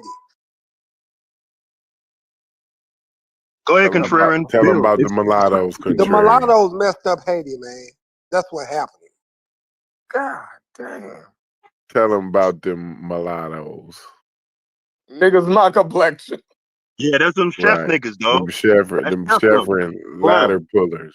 Hey, can I make a statement about this to Chief X? Nobody lied when they said the European powers came together and punished Haiti. We was talking about the stuff that happened in the background regarding Haiti being isolated through embargoes and trade and shit like that. Yeah, you misheard me. All of Europe came together, and the United States, by the way, came together and isolated Haiti after they independent. I understand and agree with that. That's the point I was making. I was talking about something else. I was talking about the fact that why they owed this money and how France got their money. That's what I'm talking about. No, that's what we said. They was punished for their independence. Hold on real quick. I got you, bro. Just let me finish. Calm down. Everybody's so jumpy. It's not Don't get nervous. competition. Don't get, We're don't just get trying, we're nervous. just trying to clarify something. So what happened was, for them to get their money, France's leadership came back and pumped them for their money. Now, the later history is, different countries start having sanctions. Hold on. The later history is people did start having sanctions, and different countries got together and didn't do a lot of trade with them. Yeah. And that's what we They said. put some embargoes on. That's what we said. So All the as white people came you're together and clear, punished Haiti for their independence. that's clear. Chief X is making some argument separate from when the European nations No, the ganged up. argument was about He's the money. And for Chevron was asking why they owe money and did they pay for their freedom. I'm on the same point. I hold haven't on. deviated. We So I'm got you. We clarifying got why you. they We owe got the you, money and Chief how X. they got their money. We got you. We got you. Let me Okay. speak, Chief X. So Okay. we're saying on our end, Aston B, that the debt that France claimed against Haiti was due to loss of revenue due to them not having the slave trade anymore. Chief X is saying no, it's not that. It's I didn't for say that. I a, did not say that. or you're saying I that's said only the one money part is of for it. the loss that they have from the slave trade, all of it, all that labor and all the things that they built up, and them losing the slave revolt. They left and was pissed off and punked them for some money and said, "This is money from all this loss of wages and income and stuff we could have had from enslaving y'all." That's a great point. Right. Do you So think? How do you think that impacts Haiti today? What you're describing is actually not an uncommon practice. If you read up on the United Kingdom or the British just got done literally in the last few years paying off all those families that took those niggas to court and said like we lost wages due to y'all abolishing the slave trade. They just got done paying these families off like maybe 4 or 5 years ago. It's very recent. Yeah. People don't realize how they destroyed a lot of infrastructure that they built when they pulled out of these countries. They destroyed that shit. Oh, y'all independents, y'all kicking us out? Man, destroy all this shit. Tear these roads up. We ain't leaving it to them. So we're not saying something necessarily different than Chief X. So no, we man, not. that's we not. Hey, when Chief X he made it worse. You, Chef, No, it wasn't uncommon for people to come back and get lost wages from the slave trade. But Chief X is saying Chief X is saying that the French basically did that on for Dolo, like they pulled up on some gangster shit. No, they didn't. They clicked up with niggas and did that. Do you want me to read what it says right here? I'm looking at it. Go ahead. God damn, I don't miseducate people. I'm trying to clarify for you. Yeah, you do. Okay, listen. Haiti owes France because France, under duress with warships surrounding the island, forced Haiti in 1825 to pay an indemnity for the wealth lost from the former French colony Saint-Domingue due to Haiti's successful slave revolt and independence. That's exactly what I said. Let me finish. This demand payment, hold on, let me finish. This demand payment, originally set at 150 million gold francs, plunged Haiti into crippling debt and was an unjust burden that stunned the nation's development for generations. But here's the reason why. Because of the successful slave result. Then it gets to touch into the unjust demand. In 1825, France sent a fleet of warships to Haiti and demanded payment for the losses incurred by former French colonists. This is why they owe the money. This is what ChatGPT says. It's saying the same thing I've been saying. Okay? That's great. That's great. Do you think that affects Haiti today? Say what? Do you think that's one of the reasons Haiti is poor today? It contributed to it, but when you dig deep inside, people would tell you Haiti was on some spooky voodoo stuff and wasn't into the scientific literacy that they needed to be into. No. This is for real. Listen to I got a video on this. I'm trying to help. Listen. Haiti wasn't trying to be scientifically literate. They were leaning on spirituality, which also helped them fail as a country because they weren't building their own country up after the French left. They relied on spirituality, and spirituality can't get you nowhere when Man, you're that talking is, about I'm not saying they didn't do that, but I don't think crazy. that's what it was, Chief. I gotta disagree. Let me finish. Spirituality does not help you on the world stage when you're trying to do trade and business. This is They why couldn't they do trade and fail. business because they couldn't do trade and Okay, business now because it was let embargoed by the on Prince me, and the on me, European man, powers. hold They on, let had me a just block finish. Let me land my against plane. them. Let me land my Man, plane. what is you Let me land talking my about? plane. Let me land my plane.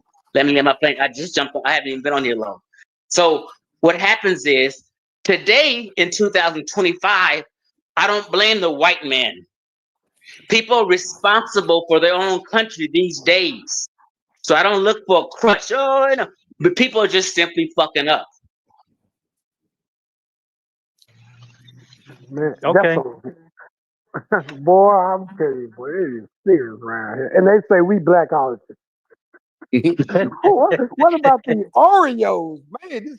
These Oreologists, man, this is crazy, man. To point out something I said that was wrong.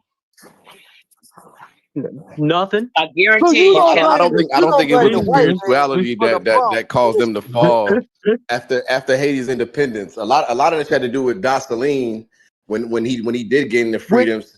He started thank doing a bunch of bullshit like with That's part of like it those too. Yes, Polish, that's also those true. German True, that's true. motherfuckers, and they end up assassinating Dessalines, the nigga that actually freed him because he was on bullshit once he got in power. the So I mean, mulattoes did it, man. The mulattoes did it. Yeah, that's Yeah. also so true. he was making those Polish and German people that help him fight.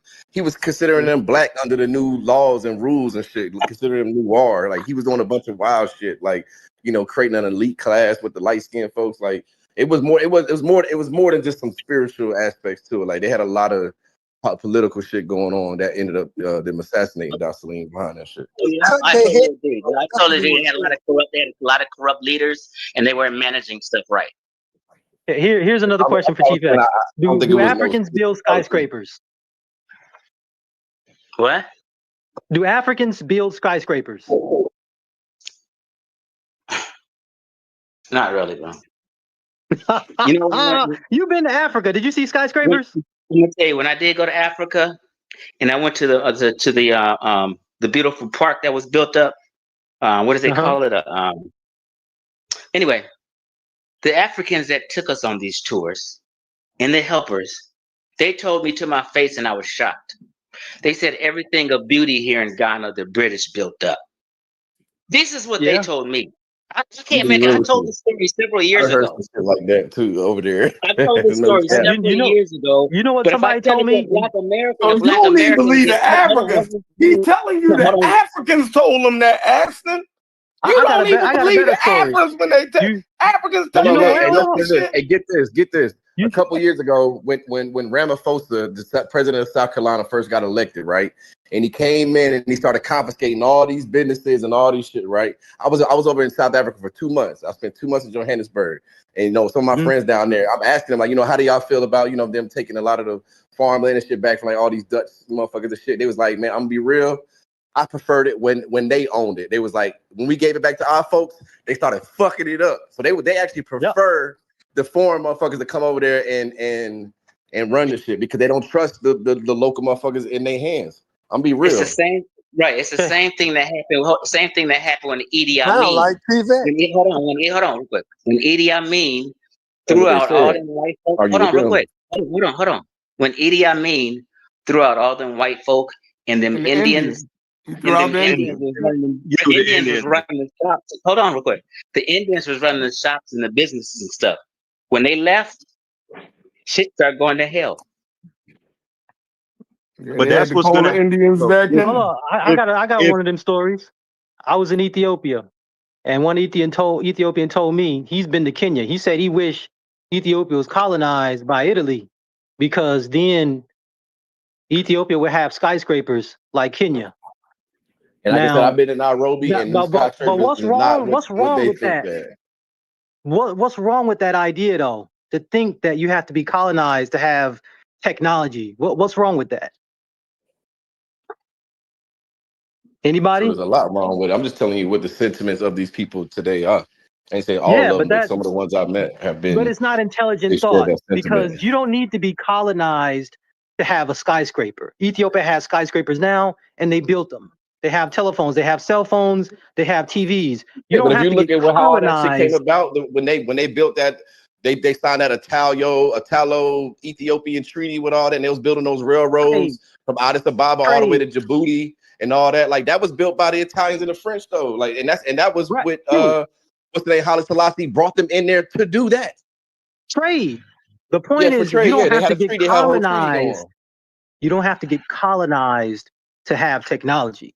And if a No, but person what I doesn't disagree think, with that. I'm just saying. I'm talking about when you bring up these different regions. I'm telling you like what I remember of yes, some I'm of the just shit saying that the occurred. idea, right? The idea. Other places that didn't get colonized, they have those things. They got trade with the British, and now they have TVs and radios and cars and stuff.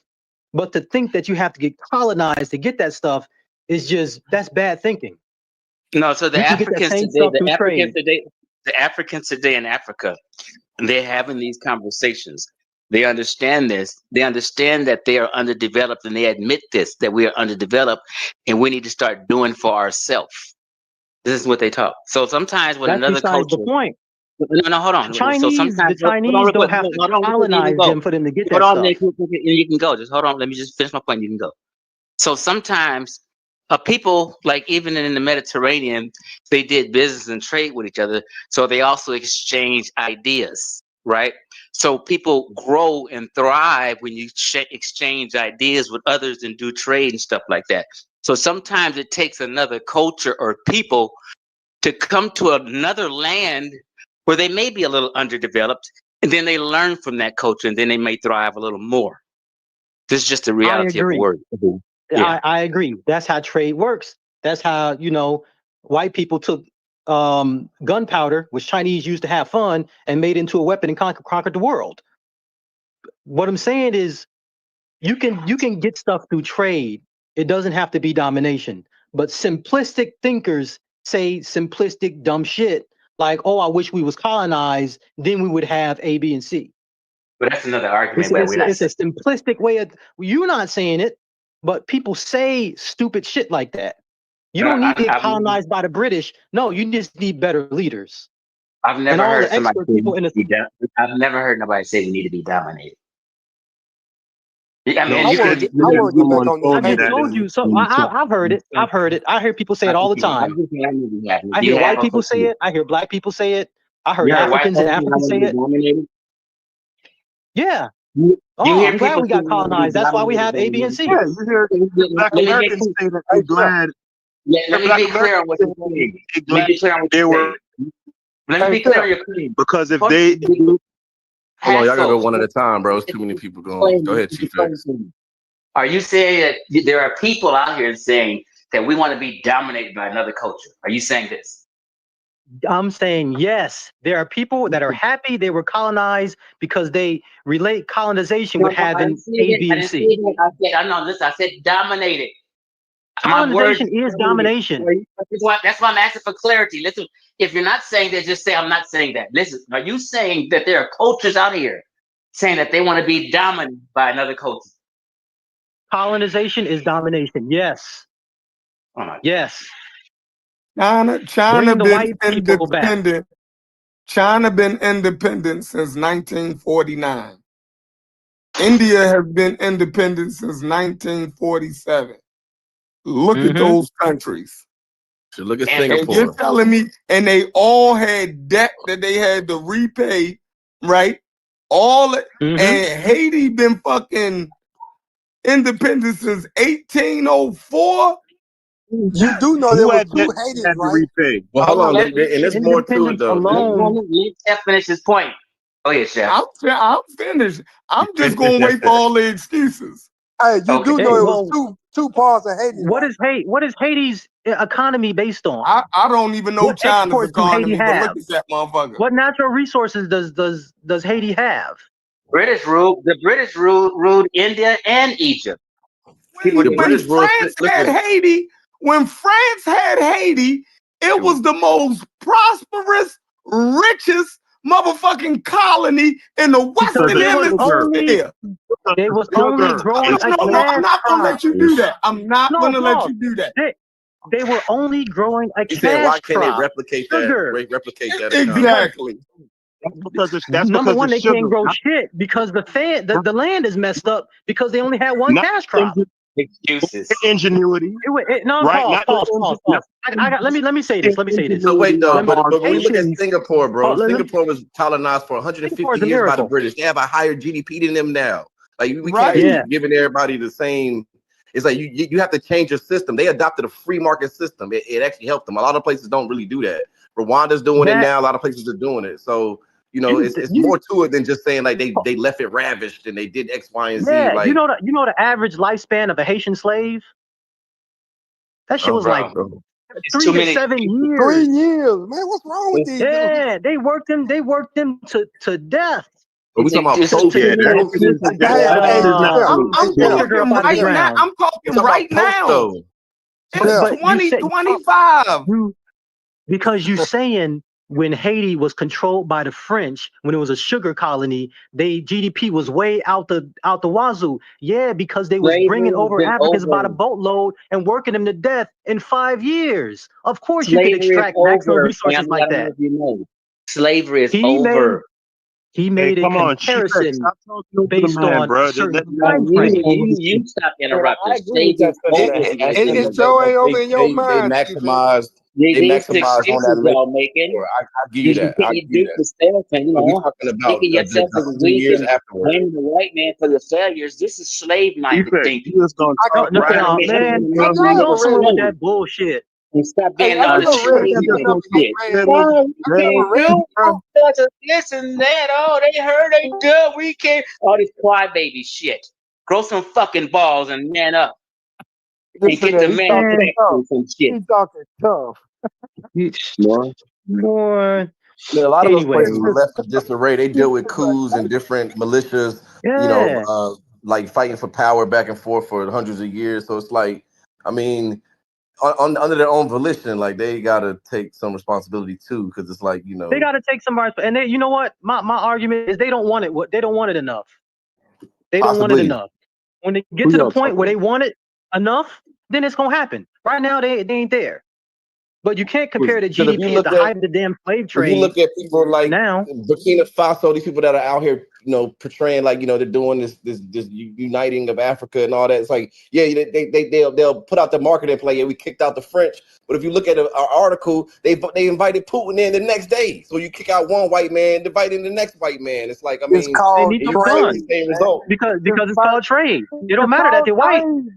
That's what we're trying to get at. Like, it's not about y'all looking at it like these people held these folks back. It's like, a lot of this shit is some of their own decisions as well. I'm not saying there was no foreign influence. Of course there is. I would never say that. But I mean, but it got to be a fair comparison. You can't talk about the GDP GDP of America at the height of the cotton when it was, beating Negroes to make them pick, 200 pounds of. Have you read what's the book? It's the whipping field. I don't know. It talks about how much cotton we picked. And when you look at the numbers, that shit is almost humanly impossible when you think about what people had to do under the whip.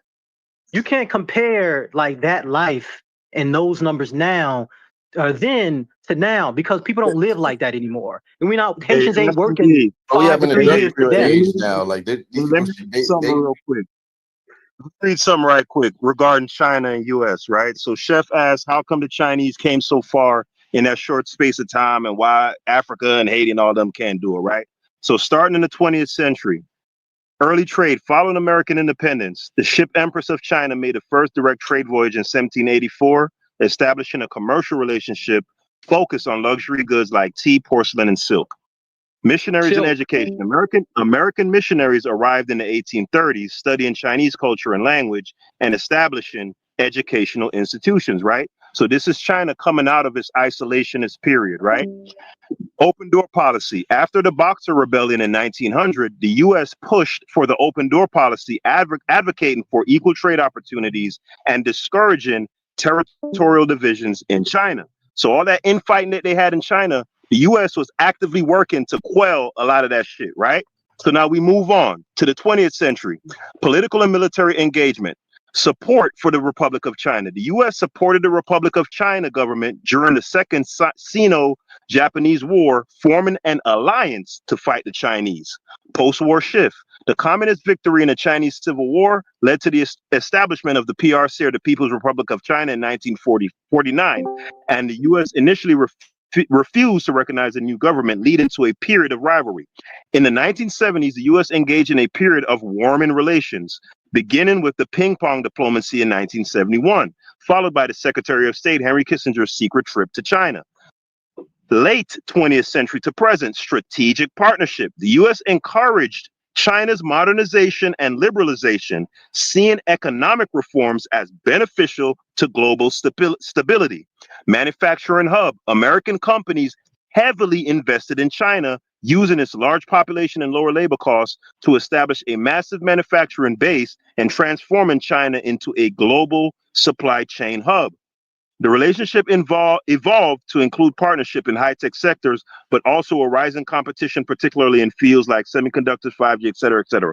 My point in reading all of that, Chef, is to point out that in terms of China, once they came out of their isolationist period, America in particular, and not just them, but particularly America, did went out of their way to develop China.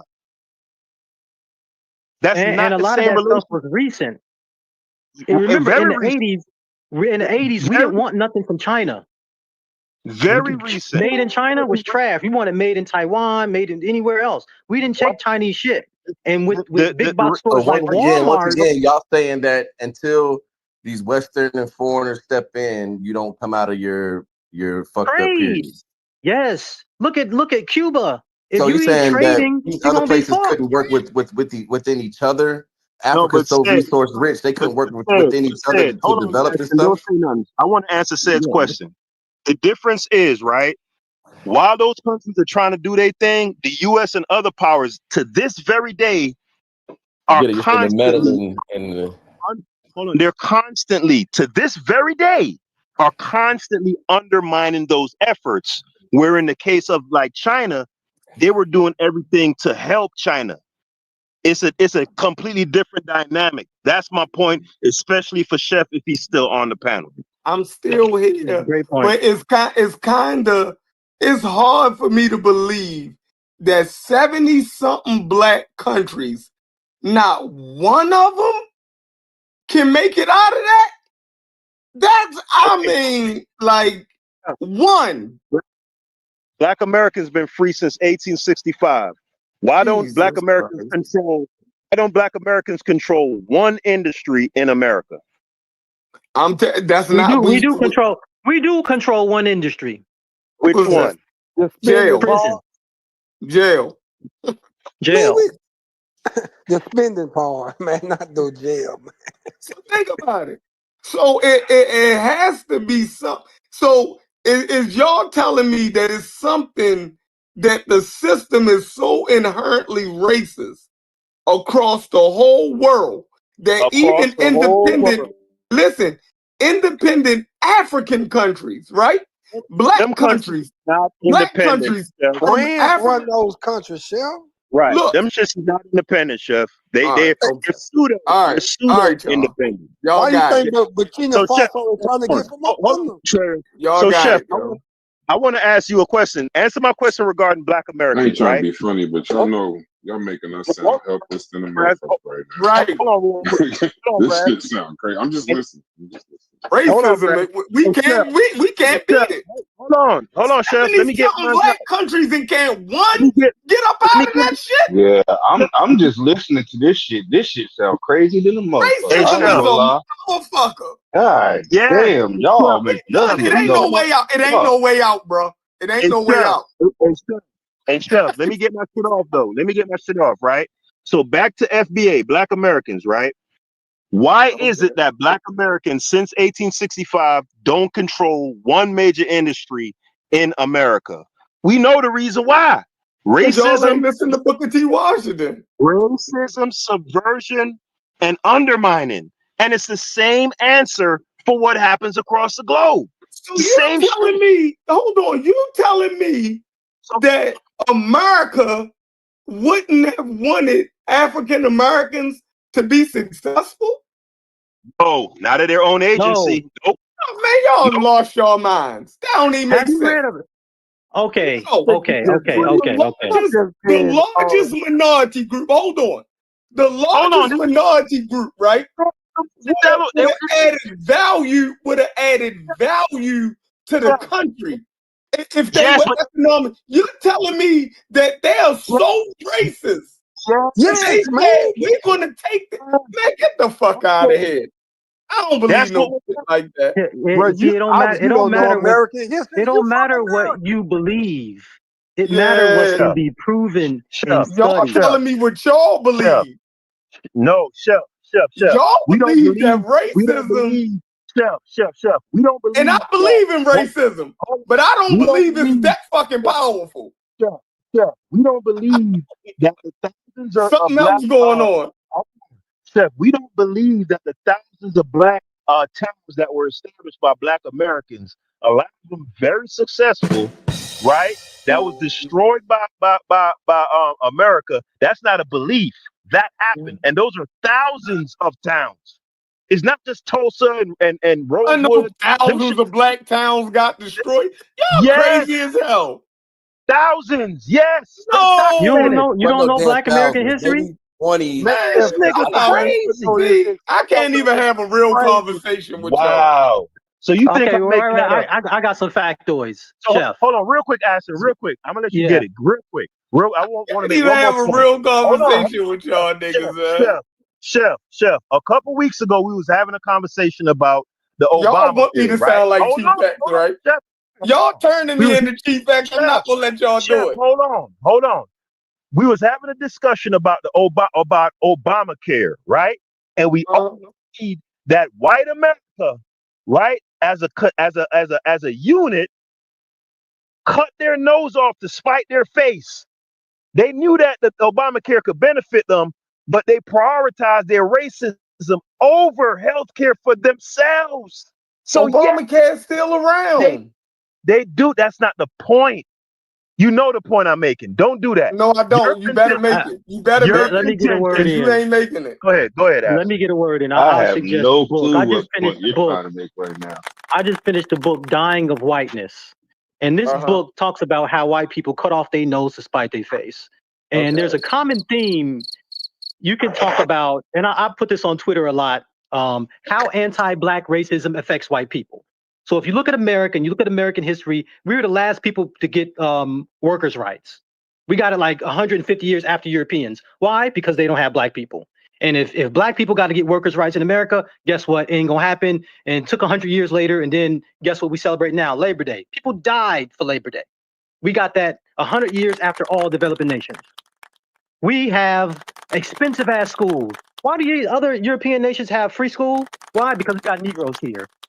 School used to be really, really, really cheap before integration. Oh, you got to integrate? Shoot the cost way the fuck up so Black people got to pay for it. Right? Healthcare. Who's the racist that said, you know what? These Black people gonna die off if you don't provide universal, if you don't do universal healthcare. We're gonna do universal healthcare. But Black people would actually die off because they're inferior, so don't use universal healthcare. And guess what? We don't have universal healthcare because of Black people. At every freaking junction down the road, white people will cut off their nose. They will cut off. White people will cut off their nose to spite their face. Even so much so, right now, if you own a house, if you own a house in a formerly red line area, your house is worth an average $60,000 or $70,000. Then the same house in a different place was white. Even when you control for crime, you control for amenities, you control for schools, you control for all that shit. Your house is worth $70,000 less just because you're in a Black place. Or maybe if you're a Black person in a white place, your house is worth. This is my own sister. Her house, they told her house was worth $500. She had her white person, coworker, come over, take out all her Black shit, put up white shit. House is worth $725. There's countless stories of people doing that. You don't think that dragged down all the neighborhood by telling one Black person that their house is worth less? Yeah, they cut off their nose to spite their face. Furthermore, cost of racism, U.S. economy loses $16 trillion because of discrimination, the bank says. That's Citibank. Over the past 20 years, because of racism, America has lost $16 trillion in GDP. Racism is not supposed to make sense. It's not supposed to make sense. It don't matter. Your name is Jamal or Keisha, and you send in the application. You cooking, you're gonna bro. get Emily and Greg. We've seen these studies. We've seen the study I don't that the believe black none of person. this shit he Let me ripping finish, because on. I gotta really put it in. You've seen the Yeah. studies where it's a black person with no criminal history lose out the job to a white person that got a felony, or you take the white person that's a high school dropout, and that's about as equivalent to a black person, excuse me, having a 2-year degree. So you got a black person with an associate's degree that is equal to a white person that's a high school dropout in employment. You don't think that affects the job market at all? So how are Come you on, even these racists making will it, cut off bro? their nose. They're How gonna cut are off their you nose to even spite their making face. it? So What? so you just a black success story. How are Me you even personally, making it? yes, yes. But guess what? I live in the Man, hood. I live in the hood, listen. and I own a house in the hood, and I know my house is devalued by about $70,000. I Listen, mean, you white own folks a house. aren't white. Wait, you just said white folks aren't introducing universal health care because of niggas? Yes, That's what you just said? Oh, yes. fuck.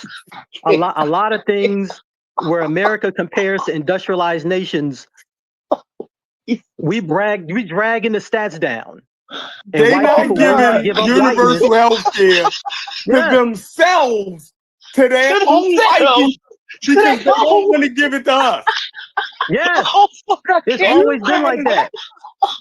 You matter that much that they gonna say we ain't making universal health care, not because we don't believe in it, it's because we're racist and we don't want to give it to Yes. us. You can convince. You can No, I convince. do agree Hold that on. You can convince white people stupid And do white you people. got Hold black on. people in Congress. You You can got black convince people stupid in white people Congress. racism will to make fight That's for white not people slavery. real, yo. Y'all vote against tripping. their own Hey, let me interests. talk, Chef. Let me hear Corey. What you saying, Corey? Now, what I want to say is white people will vote against their own interests. So will black Now, Every am I people. damn going to time. go as far as to say the reason why Americans we do it all don't the have time, Corey. That's not a white or black thing. right, Cut that absolutely, out. absolutely. Now, but I wouldn't go as far as to say the reason why we don't have universal health care Because you haven't is done the because of research. black Read a people. book You called ain't done Medical the But Apartheid. research. listen, Read a I book. have done the research. I have done the research, and I know what You you're talking haven't done the about. You research, was or else studying Egypt. Calm you'd be down, saying what bro. I I'm said. You I'm sound gonna crazy bring right a little bit now. of clarity. Man. I actually The data have done the always sign research. crazy to the uninitiated. Yeah, I know it Uninitiated? doesn't sound What's up, crazy, Tommy? bro. It doesn't sound crazy. Calm down. Uninitiated? Everybody calm down. All right. Okay. I have done the research. That's why what you're saying to me doesn't sound crazy, right? It's just that how we interpret things and how we communicate things, right? It's all in the communication and the interpretation, right? So No. now what happens is they'll do polls. They'll take polls of different demographics of Americans, right? And they ask them questions. Questions see the polls depend on the way the question is asked. So I think they asked a group of white people, like, did they want universal care if that meant Jose got universal Nah. health care too, right? No. Basically, in so many words, right? No. No, You it's saying so fine. much, and if I go back to correct you, I'm gonna have to correct too much Go stuff. ahead. Anybody Correct. right now can just Google America doesn't have universal health care because of racism, and you're gonna see article after article after article, including things in peer review. This is not a new finding. No, it's America not, and has that's tips what I was because of getting at. slavery. That's what I was actually getting at, though, homie. I was actually getting there. See, I'm not coming on to beat you down or none of that, like, because this is my area that I talk about pretty much every day, right? So, like I say, it's a lot of racism that goes into it, right? But just to say that we don't have universal health care because of racism, that's a little bit of a stretch. That's all I'm saying, brother. I'm It's not not a saying what stretch, you're saying and the is peer review and the wild. articles doesn't point to it being a stretch. It's the same reason we have tips. Europeans come here, they be like, "What is this tipping bullshit?" in Twitter, and I'd be like, "Oh, blame it on slavery," and everybody is all up in arms, and they Google it. Oh yeah, that is come from slavery. A lot of things is in America because of slavery. Why do we have suburbs? Absolutely. Fucking slavery. Well, we A have lot of stuff is because suburbs. of slavery. I Who built the think suburbs? the suburbs was a Ponzi scheme or Now basically it was a way to build. It was a way to scam. build up the middle class. It was a scam. After World War II, it wasn't a scam. Look at it. It was a way to build up the middle class after World War II, and it was all government subsidized as long as you didn't have black folks. Yeah, they didn't want black. So the thing is, I mean, right? The scam is the inner city, the neighborhoods that like probably you and me live in, right? We the ones who subsidize those suburbs. So that's what I mean. So they live outside the city, right? But they get the most benefit off of they get the most money allocated or whatever. So that's so we all. getting fucked. Yeah, it's a scam. It's a scam. Yeah. So can I participate a little bit in this? Just a little bit.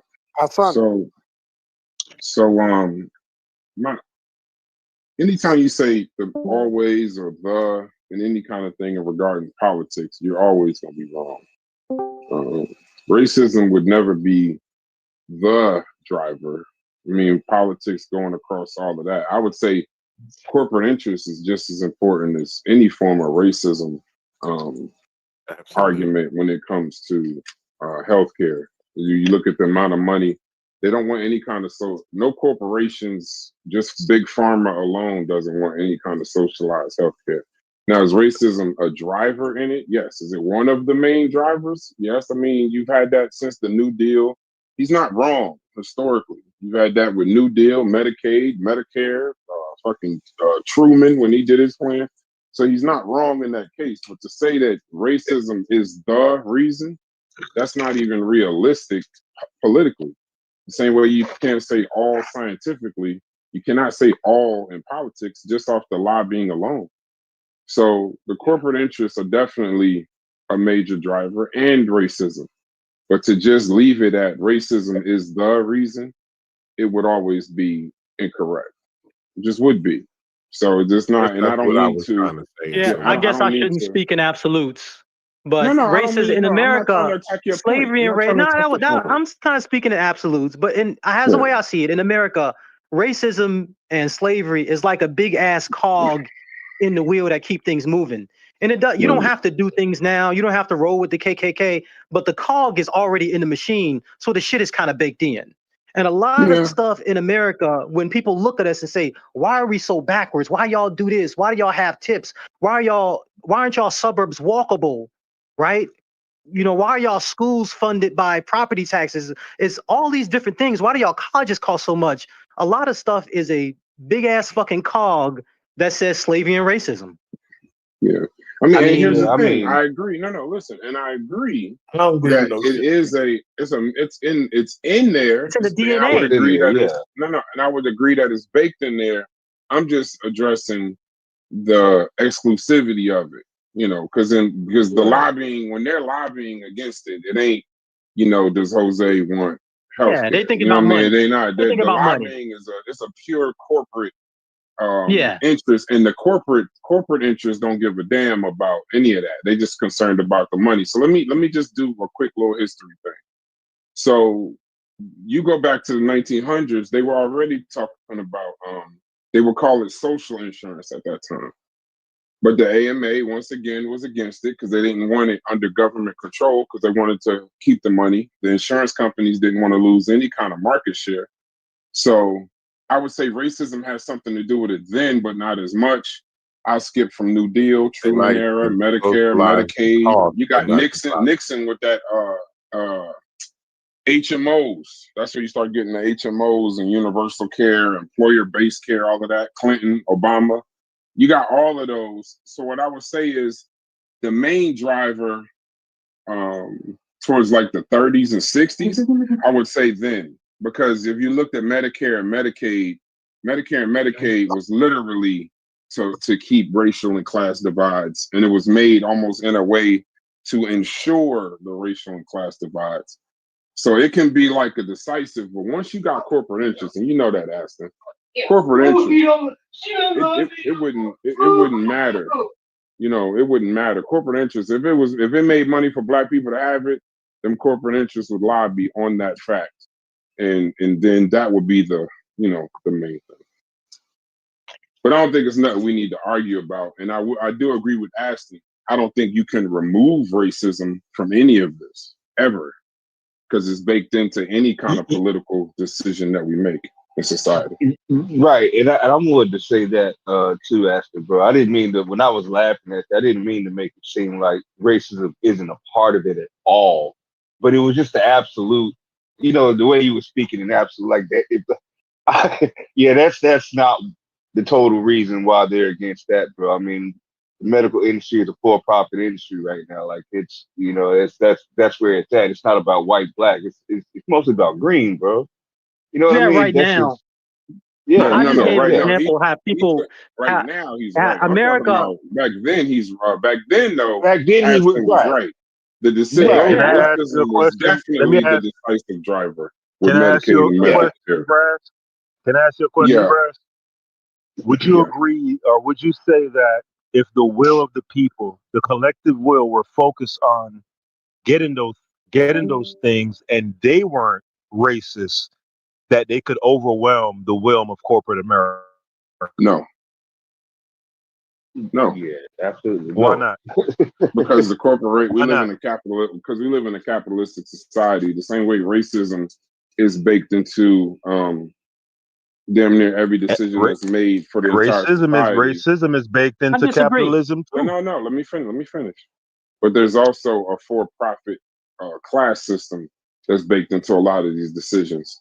So, for example, I don't think even with the will of the people, it's going to take a lot more than the will of the people to override corporations. Right now, it's safe to say that the United States is ran by corporations. And it ain't gonna be it's not gonna be the will of the people. It'll be legislation. It'll be something in order to change from that system, it's gonna take something catastrophic that's gonna end up hurting everybody, because even though the masses in the United States, the numbers that it would take for the will of the people to be enacted, I'm gonna say this, it's gonna sound disheartening, but the masses of the will of the people that you're talking about, that class, that group, even though it's the majority number, they don't have enough power in that majority number. They could will all the fuck they want. Nothing will happen. There's so much concentrated power, so much concentrated capital in a very small amount, where the will doesn't matter. And it doesn't matter if there's universal health care, they'll make money if it isn't. To this point, because the collective but you understand what I'm saying, though? No, I get you. At this point, at this point, it may be too far gone. But I'm saying, if you go back to let's say 1900, before the AMA came about, right? Mm-hmm. When you say AMA, you're talking about the American Medical Association, right? Yes. Right, and you know who was like one of the main purveyors of that shit was the Rockefellers, right? Okay. And their hegemony that they were able to develop in American society, along with other barons, but most notably the Rockefeller family, based on what they were able to do with the chicanery they did with the oil shit, right? How they got the railway companies out the road by doing a bunch of underhanded shit. But a lot of those corporate elements that have been able to take root and grow to this kind of monstrous, almost kind of undefeatable, right? This undefeatable level is because them people back then was so focused on being on top of niggas, like, oh, we better than them. They didn't realize that these motherfuckers was hoarding up all the fucking wealth. That's the lowest white man quote. Yeah, but Right, that's the Lyndon B. Johnson. Yeah, that's the Lyndon B. Johnson shit. So that's what I'm saying, Brass. If the will of the people, if they weren't focused on the bullshit, the stupid race shit, back then, it wouldn't have got to the point that you're saying now, to where it's almost kind of insurmountable. You get what I'm saying? Well, no, yeah, but it ain't just the power that makes it insurmountable. It's also, this is my conversation about social media. And this is where Corey and probably you get into these conversations too. The will let me just say this about the will of the people. About 75% of America, 80, I would say almost 80% of America wants universal health care. So the will is there. But when you have a situation where there's not enough power, there's not enough corporate interest, there's not enough political power in that 70 to 80%. So the will is already there. What you're looking for is similar to like a grassroots campaign. That's why I brought up the New Deal or civil rights or Obamacare, stuff like that. But now let me just push back just a little bit on this. Remember, anything now we having to deal with, it isn't like just marching or protesting. We live in an era where misinformation and disinformation and the political entities within themselves are so fragmented that even within the Democratic Party, a decent misinformation, disinformation campaign on social media may have that party in play, but the people all over the place. So it's not just about it's not just about that. And then two, in this particular case, there's so much shit going on in the United States. It's gonna take some form of organization. And then if you ever hear me when I push back on when we had those FBA and Pan-African conversations, that's why my first point is always you got to have some kind of unified message. Right now, the United States, black, white, green, whatever you want to call the people, there is no one unified message that we all believe as Americans. We're all over the place. And you could pretty much break that even in severe situations like COVID. You go back through COVID. And but Brass, again, to cut you, right? Yeah. It seems it seems you're mainly still talking about current day.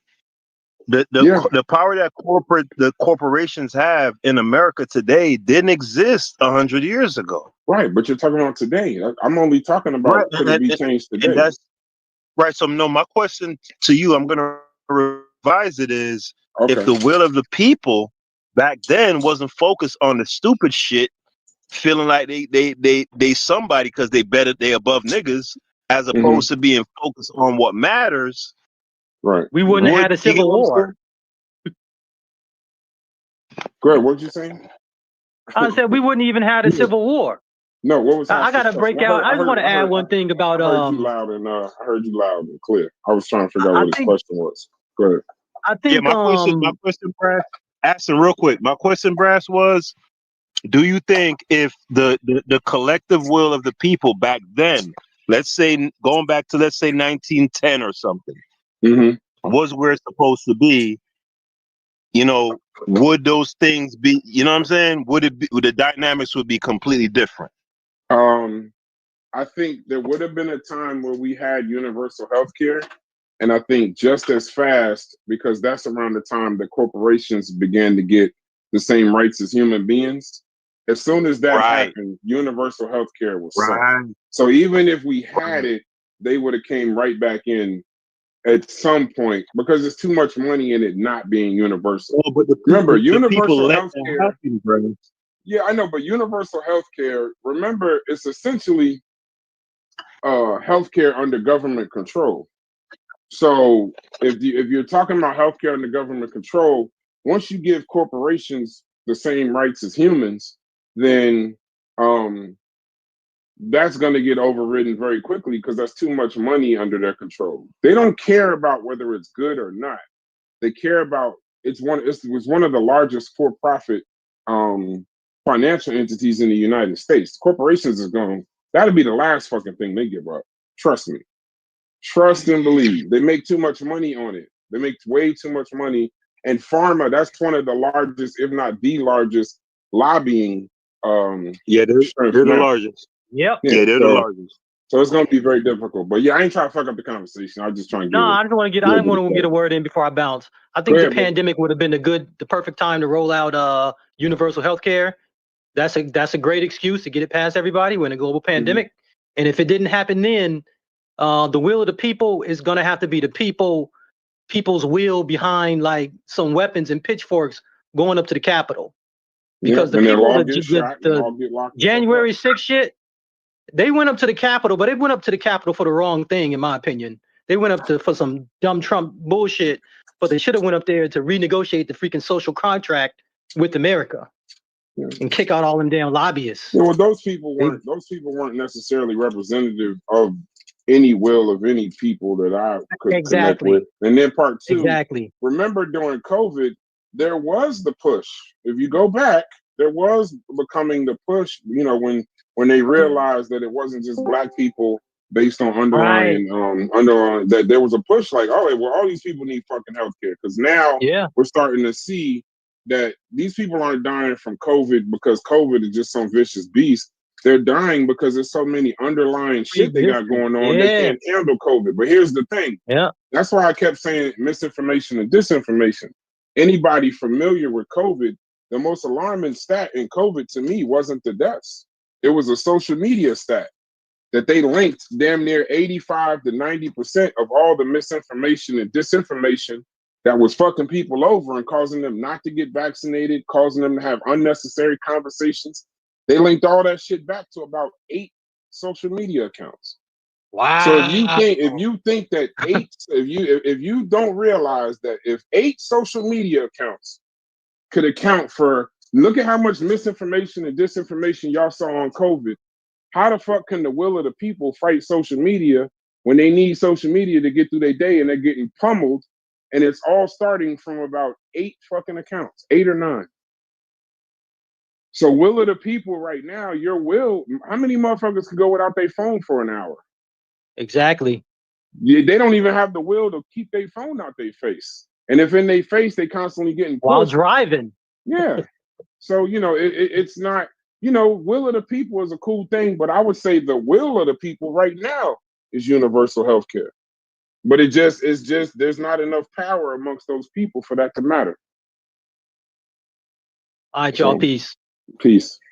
Yeah, I know we discussed this before, Brass, but it was put on the table before Obama adopted that Romney care and turned it into Obamacare. Like that's what he was pushing for. But it was a pipe dream, obviously. But you know what I'm saying? It's been put forth before, though. Yeah, no question has been put forth. I look at when you look at you watch as much C-SPAN as I do. I know the shit gets pushed forth all the fucking time. That ain't funny. I watch our local shit. I watch our local Senate on our local channel out here. We got a local that shit gets put forth all the time. It just the shit dies. It just never goes nowhere. Yeah. And now we live in the United States now where lobbying and big pharma, if they're not behind it, who gives a fuck? There's no point in even talking about it. And now, like I said, I hope I ain't messed y'all conversation. Y'all did, because these niggas was trying to convince me that racism was so bad that out of 70-something black countries, and one of them Yeah. And you want to know what's even funny about that? When I spent all that time in South Africa, bro, and I realized, like, I used to think that, they revere Mandela, and they do, but a lot of them were a bit discouraged by the fact that once he did get in power, he brought back all those diamond mining, De Beers, all those niggas, bro. It's like, bro, like, you can't just kick these niggas out. Yeah, they would probably, not paying us our fair cut, but like, to think we're going to just get rid of them and still have a budding industry is just crazy. And he knew that. He wasn't stupid, but they hated him for that shit. And it's like, bro, like, that's why y'all were even able to flourish to the degree y'all were, because now he kind of brought it back to where, y'all can benefit to a degree better than before. So to think you're not going to be able to do that shit with nobody is wild. And like you said, they can't give you an example on any country that just took it in their own hands and said, fuck it, we're going to build it up. Like, nah, that racism shit is really good. I believe in racism, but to the level that these niggas is talking, yo. If that's the case, yo, it's over. It's been over. Yeah, we never had a shot. It's been over for us. But why didn't y'all just talk We about ain't the gonna think ones our that way were out of this successful? shit. But why didn't y'all just talk about the ones that were? We have successful black countries now. So No, why they're saying that they doesn't did it doesn't make without sense? any foreign influence. Like we trying to say, like, you know, a lot of these places had like their development also did come from their attachment or their relations with foreign entities. Like, you know what I'm saying? And that seems to be an issue for a lot of people. But for I'm any trying to- country, to be successful, for any country to be successful, any black country, any country, period. I'm gonna take it away from black countries. But any country, in order for it to be successful, you're gonna have to play the global politics game. So I don't understand. No, we live in all the geopolitics, finance, and trade. Not even fucking U.S. or China. It's all connected. So if you're trying to pigeonhole that into a black thing, that's fucking ridiculous. But you got let me look this shit up real quick. We already had that. That's how when I was having the conversation, I was busy, but I couldn't really say much. But you got Botswana, one of the fastest growing economies in the world since independence in '66.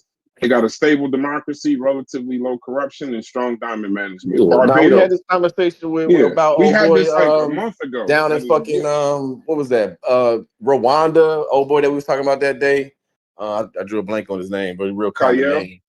Yeah, with Kyle and we was talking about old dude, the dude that's he doing good shit, but he also a wild ass nigga at the same time. Yeah, but, you want Ibrahim? No, not Traore, the dude from Rwanda, the Rwanda mug, the dude that's because you know they got a free market. Kagame. Yeah, Kagame. Yep, Kagame. We're talking about Kagame that day. But so y'all said Botswana and what else? Botswana, hold on. Barbados, high literacy, strong tourism, praised for handling COVID-19 better than most of the Western nations. Ghana, a hub for Pan-African culture. A hub for Pan-African culture and tech startups. They call Accra the Silicon Savannah. Mauritius, transition from a poor sugar-based colony to a middle-income, diverse economy. These are, this is even under global racism. Yes, but if you look at who their trade partners are, those upgrades to infrastructure come from dealing with folks who already got, those industries put in place. So you bring them through to help build your shit, and there's nothing wrong with that. They took it as if having people come in and help build your shit means that you're incompetent or you. You know what I mean? I don't know. It was a wild combo, if you ask me. And then also said, anytime we talking about Africa, you got to remember, Africa was carved up by Europeans. So when you start talking about the whole world was, right? Whole world was. Their point was like all these places came out of colonization roughly around the whole of Asia was carved around the same time. And look at their advancement. Yeah, but nothing. No, I'm not using it as an excuse. What I'm saying is, that then you get into the IMF after that. So I want to find the country that's successful without the World Bank. That's since the 80s. So I'm talking about the IMF is new, isn't it? No, that's since like the 80s or early 80s. I think I know it's pre-80s or 80s. So it's not. This is almost 40, 50 years. So you're talking these countries about been free since the 50s. Yeah. So that my main point is global success for any country, black, white, or otherwise. You playing geopolitics, you're gonna work with somebody. That's just how it works. It's not. The IMF first came in contact. Point was. Oh, go ahead, Super. The IMF first came in the early 70s to most countries. No country that borrows from the IMF has ever been out of debt. They got in debt further and further and further. The IMF has never assisted any African country. And that's 4 years ago, Greece itself told the IMF that, listen, we're not paying you back. Because all we're paying now is interest, and the world got skiddy out of fear that other countries, especially African countries, Greece is broke right now. Yeah, would follow Greece lead. Go to Greece and then for like $40. And then Greece And then all of a sudden you heard that, oh, Greece renegotiated with the IMF, Germany helped them to pay off the debt, which was a lie. Because most African countries and Caribbean countries who are indebted to the IMF just paying interest, nothing else. So IMF is the that, y'all biggest. think that makes the country or your country fucked up and poor? If that's the case, United States should be under fucking water. You know what I mean? We owe everybody. Yeah, like I'm not listening to that. No. Because you need to understand the difference with lending with the US debt and No, the IMF I'm saying debt. we was talking about Jeff is just saying find one, bro. Like one country that rose out of those conditions. Just and it's like thriving. No country. It's like give us one that rival like what China did, what Singapore did, what all these other places did that have damn near higher GDPs than the people that fucking colonized their ass now. And we got more countries than everybody. Obviously, per capita, I'll throw that in there. But it doesn't change the fact that they do now have came out of that economic ruin and are flourishing to where they're now a global something that you want to be in partnership with. No country that borrowed from the IMF has rise out of poverty. Man, I ain't trying to hear that. No, trust me, none. I'm not saying that thing ain't true. I'm saying is what's the underlying factor for why these places couldn't come out of these states of ruin after being colonized like other places have. Let me give you an example. No, let me give you an example of an IMF loan. Let me give you an example of an IMF loan. IMF loans. No. Of why most countries don't come out of the debt. See, y'all always explain There's not one country that came out of debt. Most countries have a debt. That's not the excuse because you're in debt still. Most like Chef's point, America should be fucked up because we're indebted to everybody. If China came and collected their trillions, something that they owe right now, we'd be done. China hand it over. All right. But it don't work like that. We know it don't. All right, okay. Most of American debt is owned by Americans. It's a big difference. The American debt, the majority of American debt, all they talk about, the Chinese and the Japanese and all of those, it's not even 30% of American debt that is controlled by outsiders. It's controlled by Americans. So it's almost like you're using one credit card to pay off another. So you're saying those countries' issue was they were controlled not by the people within, it was more foreigners, outsiders that came in and had the bigger influence. Is that what you're saying? Yes, because of the debt. And when they borrowed money from the IMF stipulated what they could spend the money on and what they needed to do. So let's say you had. So you're saying this applies across the board, like all countries that have once been colonized. Not one of them. If that's simple, two P's figured it out. These African heads of states, their parliament, can't nobody figure that out. But Stu Pease is telling you everybody. The IMF loan that got you in economic ruin still. Like I can't let that be. Listen. That can't be. Okay. That cut and dry. Okay. All right. Let me just say because the most brilliant man in the world. You didn't figure out no. All of them figured it out. Listen, all of them figured it out. But then in the 70s. In the early 70s, everybody just coming out of colonization. Most countries got independence from England between 1962 and 1974. As soon as they got independence, they started to develop our economies. They needed money to develop. Yeah, same thing. Jamaica problem, they kept electing white men for the last 30 years. All right. There's a documentary on YouTube that I want you to watch. Michael Manley, a former Prime Minister of Jamaica. It's called The Debt Trap. It's a beautiful documentary, The Debt Trap. And he'll explain it perfectly to you, fellas, that you understand. Because even infrastructure, when the IMF lends you money, it tells you that, listen, you have to sell these infrastructure in order to pay back the money. It's a debt trap. It has been since the 70s.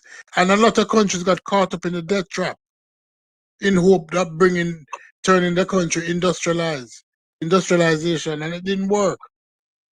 And what killed most countries is that after they borrowed the money from IMF in 1975, between 75 and 77, there was an oil crisis where oil jumped almost 200% in cost. Or it was $10 a barrel one day, and you wake up the next day, it was $30, $40 a barrel. Developing countries couldn't afford it anymore.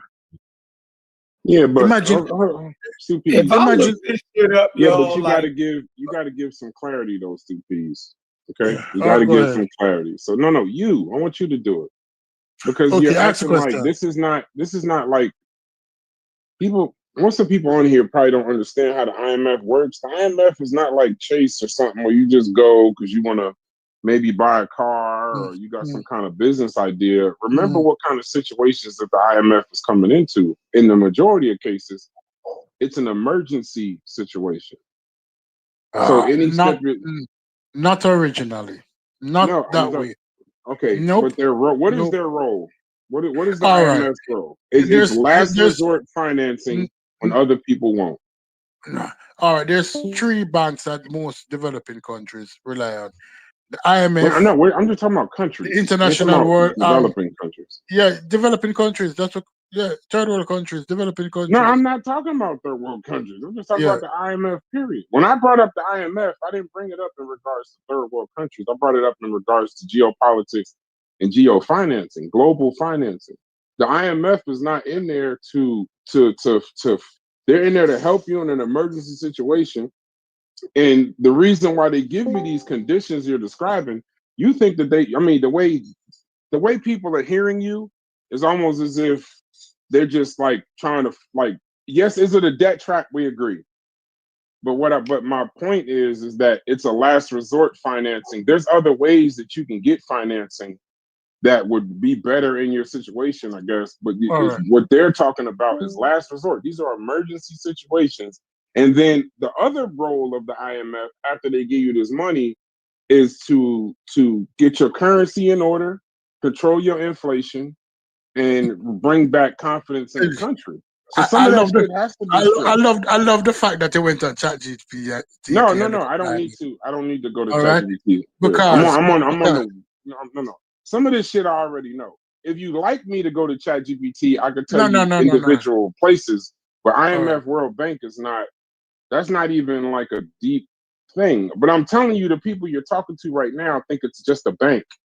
They don't realize what the IMF actually does. It's a fund. It's a fund. Most countries raise capital through bond issuing, through issuing bond, right? So they issue bond and they issue bond on the international market. Now, if your bond is not selling, but you need money, especially to pay back loans that you got on previous bonds or loan that you got from the World Bank, the IMF will lend you those emergency funds to pay those interests, not to pay off the loan. Half of the time is to pay interest on loans that you had before. And on the principal. You're not but you know it's a bank. You do know it's a bank though. So like all your payment don't go towards the loan anyway. It goes towards the and this ain't interest, so it's not Yeah, like hold on, hey Stu. Now let's have a realer. Let's have a different. Let's have a real word. No. Let's have the conversation. Okay. Let me just say this. The IMF is like the IMF is like a predatory credit card. Most people, when they're in distress, if Capital One offer them a credit card with 33% interest, they have no choice.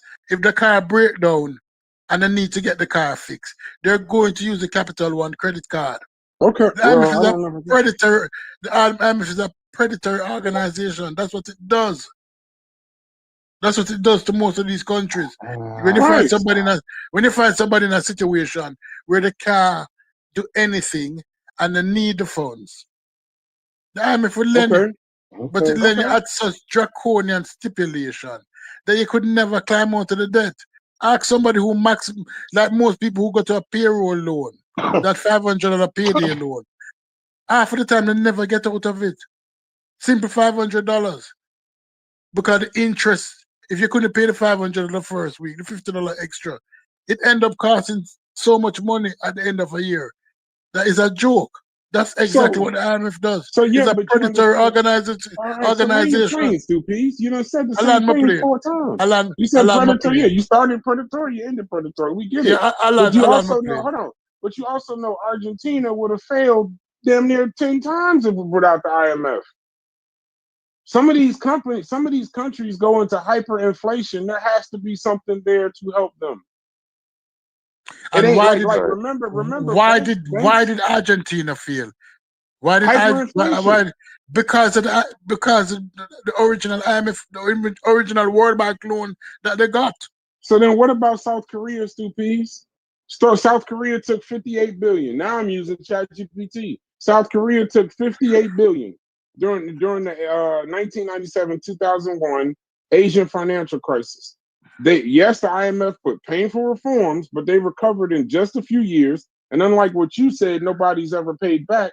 They repaid it early and became stronger economically. Because geopolitically, who is South Korea geopolitically? Let's be honest. Look at South Korea and talk about geopolitics. No, I'm being honest. I just told you what's happening. Who subsidized South Korea? Huh? Who subsidized South Korea economy? I don't know, boy. The United States. Yeah, they're part United of the IMF. States. No, not through the IMF. Through other grants, through other favorable. So the United States highly subsidized South Korea. So South Korea could have made a gamble on the IMF because America cannot afford South Korea to fail, because South Korea is that part where they went to war with North Korea and China. Let me ask you a question. Any country that US got to war with and for, they stay in there for years and they heavily subsidize them. Stupid. What about Nigeria? Hold on, he said Smalls. Nigeria. You said no country ever repaid their debt. I just showed you one. Okay, you show me a country that Poland Poland in the 90s used IMF support during its transition from communism to a market economy, stabilized their inflation, and attracted foreign investment. Ireland in 2010 accepted an IMF European Union bailout during the Eurozone crisis, returned to growth within 5 years, and exited the program. So now I'm not going to say they're all successes. I don't know that, but I'm just saying. Nigeria borrowed in 2020 for COVID-19. It's fully repaid.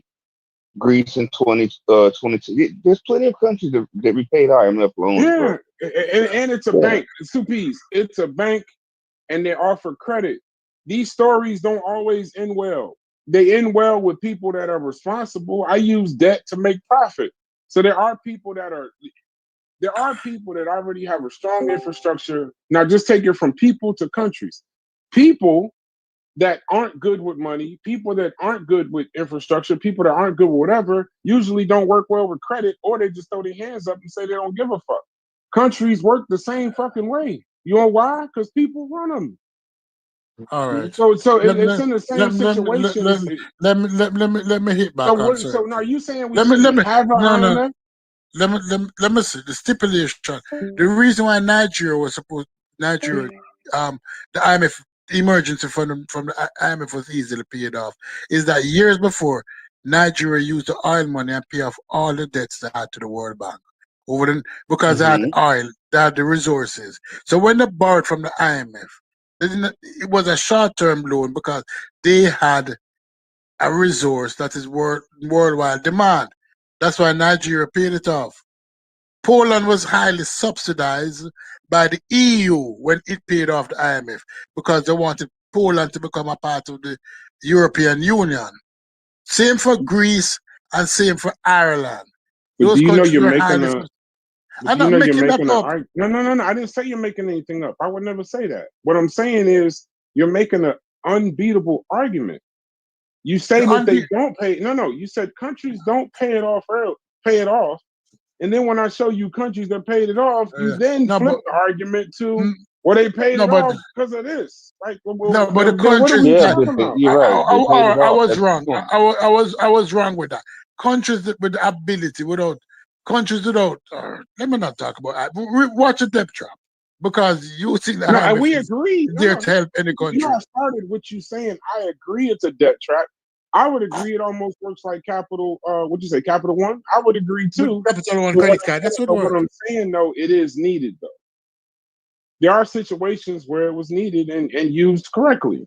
That's all I'm saying. I'm not saying nothing you're saying is wrong, but when you do say something like nobody's ever paid it off, and then you say like there's just cases where it has. Greece didn't pay it off. I Greece didn't didn't say pay it Greece. off. You brought up Greece. I didn't say Greece. Oh, I said Greece folded, and they had to act like Greece was paying it off.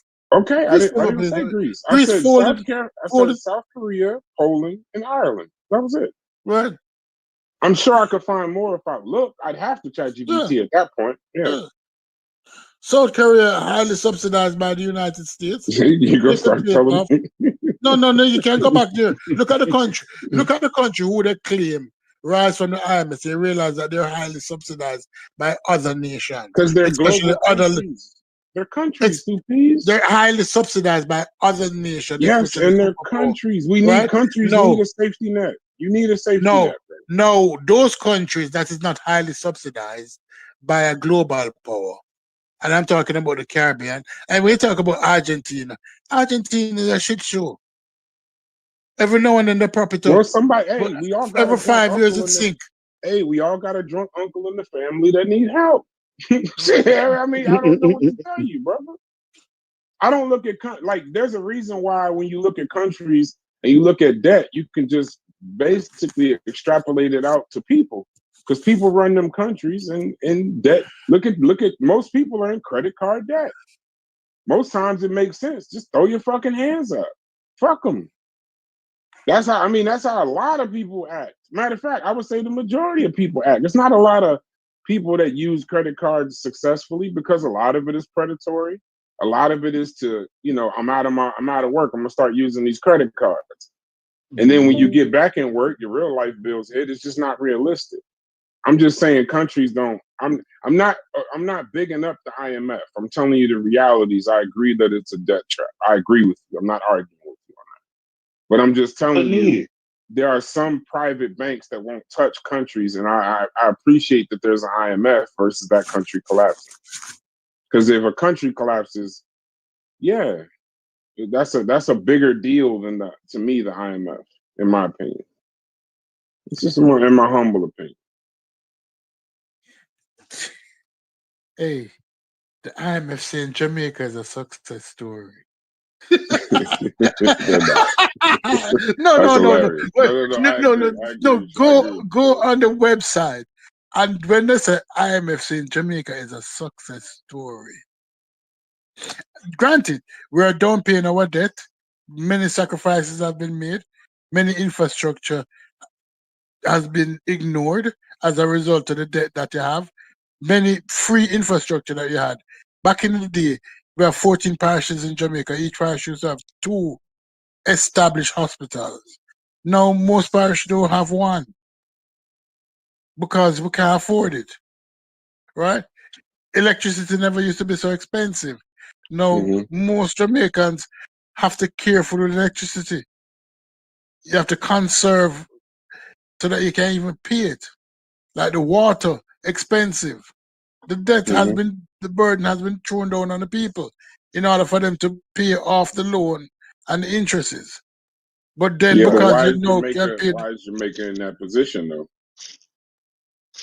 Because most countries in this position can go all the way back to the 70s when the oil embargo. It's a simple guy's name. Everybody know his name. You ain't gotta look it up or chat GPT. Motherfucking Eminem. If I say Eminem, who am I talking about? Who fucked over Jamaica? Yes, sir. Michael Manley didn't fuck over Jamaica. Yes, he did, bro. Them fucking socialist, weird ass fucking policies. It wasn't. Yes, no, bro. That wasn't that. The Americans. That was the socialists, right? No, then we can lead it back to the Americans fucking over Jamaica. No, it's fine. But Manley didn't help. Let's so talk. you're a Manley fan, I'm assuming. I am a socialist. I'm a socialist. Okay. I'm a socialist. And I was born 1971. Right? No, I'm going to tell the truth. 1971. I know you are. You just told us. In 1980, you could call it a quasi-civil war accord in Jamaica.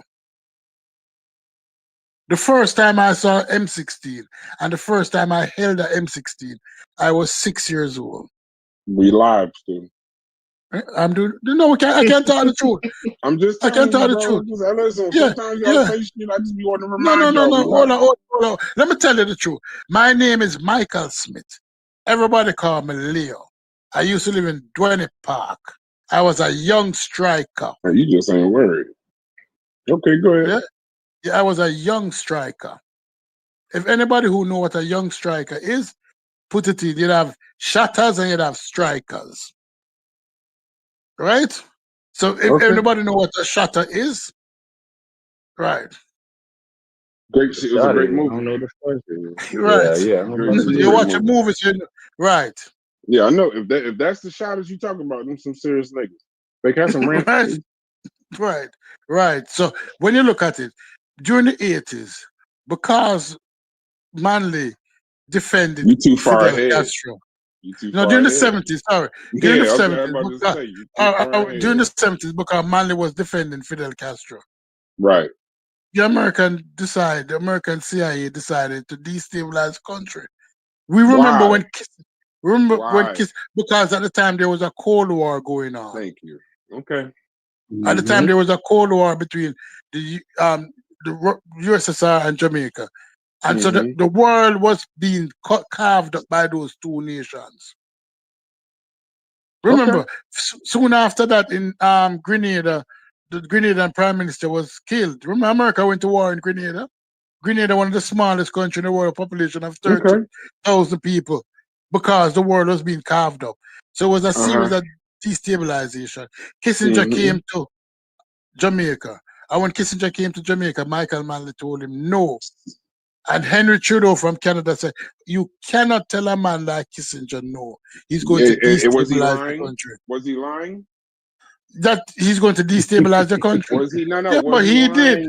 Hold on. Was he lying that just in policy, listen, we're going to bore everybody. Everybody going to leave, and I really don't care. Right. This is a decent conversation. But let me not say you like this here. conversation. No, stay right here. Was he lying when they told him, you don't tell a motherfucker like Kissinger no? Yes or no? But was he telling as the a man, truth that it no, might he was make telling the sense to truth. work with, okay, let me hold on. Let me No, get in the conversation a little bit. No. What you're saying to a man, say you have to bow down and kiss the ring. I ain't say bow down and kiss his ass. No, but that's what Kissinger said. No. Hold on. There's a difference between global policy and kissing a man's ass. Now, here's the other part. You talking about, okay, land your plane, because I'd like to tell you the whole story that I hope you get to when it comes to Michael Manley and that fucking socialism. When you go ahead. Okay, and Michael Manley wasn't communist. It was socialism. What Michael Manley was saying that certain infrastructure in a country, the government should control. Right? Yep. And that's what he was promoting. Right? Now, what happened in the 70s is that I was there because my father used to work at Kingston Wharf also, one of the biggest wharf. I learned to drive forklift at 7 years old in Kingston Wharf when Berth 1 through Berth 11 was completely empty. We couldn't afford to import anything. There was no real money. You couldn't afford to import anything. So you couldn't rely on a lot of American goods. Because the country was being destabilized. Because you couldn't choose who your friends are. If you're a friend with Cuba, you're not a friend of an America, because America sell the policy. The friend of my friend is my friend, but the friend of my enemy is my enemy. And if we look at it, that's the same thing that happened when, what's the new Secretary of State? Marco Rubio went to Jamaica. Stay with Michael Manley. 6 months. No, 6 months ago. No, you have to compare and contrast. Most people he went can't 6 follow months. what we're talking about now. Yeah, just stay with Michael Manley. Yeah, he went to Jamaica 6 months ago to tell him that, listen, you are not a friend of China. That's what's being spread to most Caribbean nations, that you cannot be a friend to China and a friend to America at the same time. Did you know that was happening? Now I'm asking you, did you know that was happening? No, I understand. I want you to stay on Manly for you spin me into a whole other place. Yeah. You But I'm not going to you spin done said all the positive All about right. Manly. All right. I don't No, want to come in and throw the He truth tried about to hit you Manly. with New York. The negative about Manly was that he decided to go against the United States, and it resulted. That ain't it. What was the negative? Okay, so can I get some time? I'm done. Okay. Just go ahead. Manly himself in the 90s admitted that he fucked up. You know that, right? He admitted that his plan, when he put them socialist policies in, he had already realized before 1980 that, okay, so you were right. I'm gonna pick up from where you said he thumbed his nose at Kissinger and them. So when he thumbed his nose up, and we all know how Jamaican politics go. There's some guns involved in these motherfuckers getting elected. It just is what it is. And a lot of guns came from America. Yeah, that's just what they do. And a lot of guns came from America. No, I agree. Yeah. All right, what's his name? Sega? Whoever he ended up running against. Yeah, right. Siaga, right.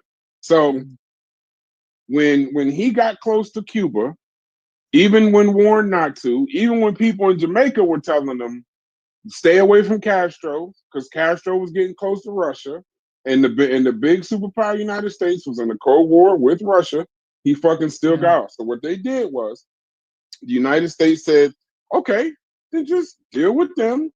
We're going to pull our money. Yeah. They discouraged investment from other people to go into Jamaica and fuck the money up. Now, here's the most important part, though.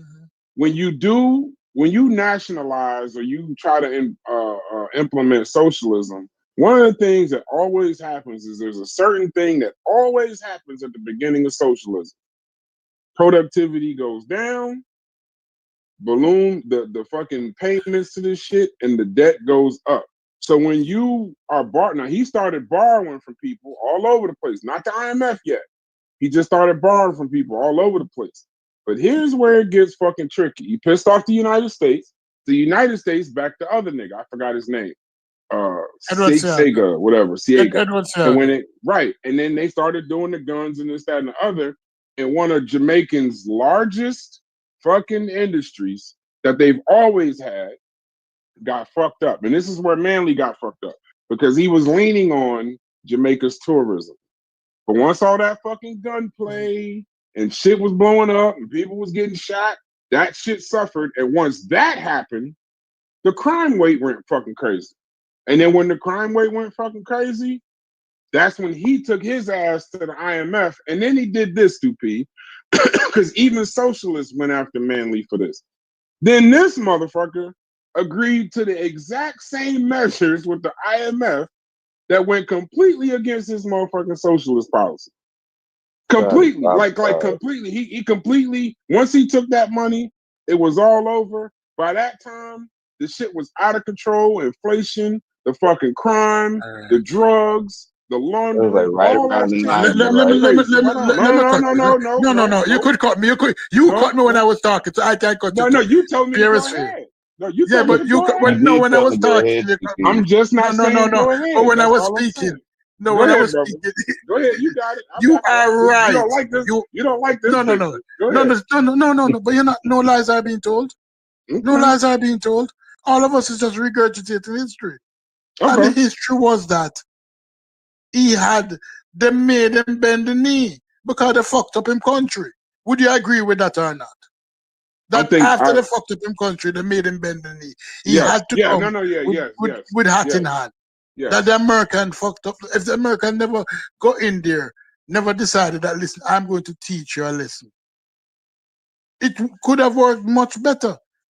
But the Americans went in there. Alcoa, the biggest aluminum bauxite company, because at the time, bauxite was bigger than tourism in Jamaica. Alcoa started playing with the mining of aluminum. So they started playing funny games. Tell the people what Alcoa is, please. Alcoa. Alcoa is one of the biggest aluminum mining company in the world. Okay. Yeah. Because most countries, although they have the mineral resources, they don't have the infrastructure or the know-how or the money to take the resource out of the ground. They rely on international companies at that time with all of those infrastructure, the know-it-all, because a truck costs $1 million. A mining truck, a real mining truck, costs millions of dollars. So to pull the aluminum out of the ground, you have to rely on certain companies that is good at it. You don't have the money, right? No, the American fucked up the Jamaican economy because he did not agree with the Americans. The same thing Trump is doing with everybody now. Where he's playing this, instead of he's using the Kissinger and the same games that they played in the 70s to most African nations, they're using different games now. They're using the tariffs. Manley didn't fuck up the place. Man, the only wrong thing Manley did was he didn't kiss the ring. If he kissed the ring of the Americans and said, "Okay, boss, anything you say, don't be friends with that person. I'm not friends with that person. No, don't talk to Castro. Don't talk to your neighbor. The fair don't way. talk to We didn't say don't talk. That's different. You know how the That's Cold what. War Yes, plays. of course. No. Because We're not saying they because when you said say don't talk. No, don't deal. No, Don't deal. I said don't talk to them either. Don't deal. Because in 1980, when Edward Seaga won the election, he immediately cut diplomatic ties with Cuba. Smart man. On the behest of Ronald Reagan, who he went to school with. Because Edward Seaga and Ronald Reagan went to school. Backed him. Yeah, he was a United States backed candidate. Yeah. Yeah, he was back, and immediately he cut diplomatic ties. So when you said I'm wrong to say don't talk to them, the Americans just basically said don't talk to the Cubans, send away all the Cuban doctors that was helping in your healthcare facilities, get rid of them. Same thing they're doing now. Marco Rubio went to all the Caribbean countries and the African countries and was telling them, listen, I know that you rely on the Cuban doctors, but you need to do without them. Get rid of the Cuban doctors. And the Caribbean countries now say, no, we're not doing that. We're not doing that. Do what you may. Barbados said they're not doing it. Guyana said they're not doing it. Right? Jamaica said, okay, we'll do it. No, Jamaica did not renew most of the contracts with the Cuban doctors. Anybody but know African but okay, so tell the people what the Monroe Doctrine is. You see, you act like we just didn't want them to talk to Cuba because we was just being evil and mean-spirited. Why didn't we want them to talk to Cuba? Go ahead. No, but I can't fully explain the Monroe Doctrine. But okay, honestly, where's Jamaica? Where's Cuba? Cuba is right off the coast of what? Miami, Florida.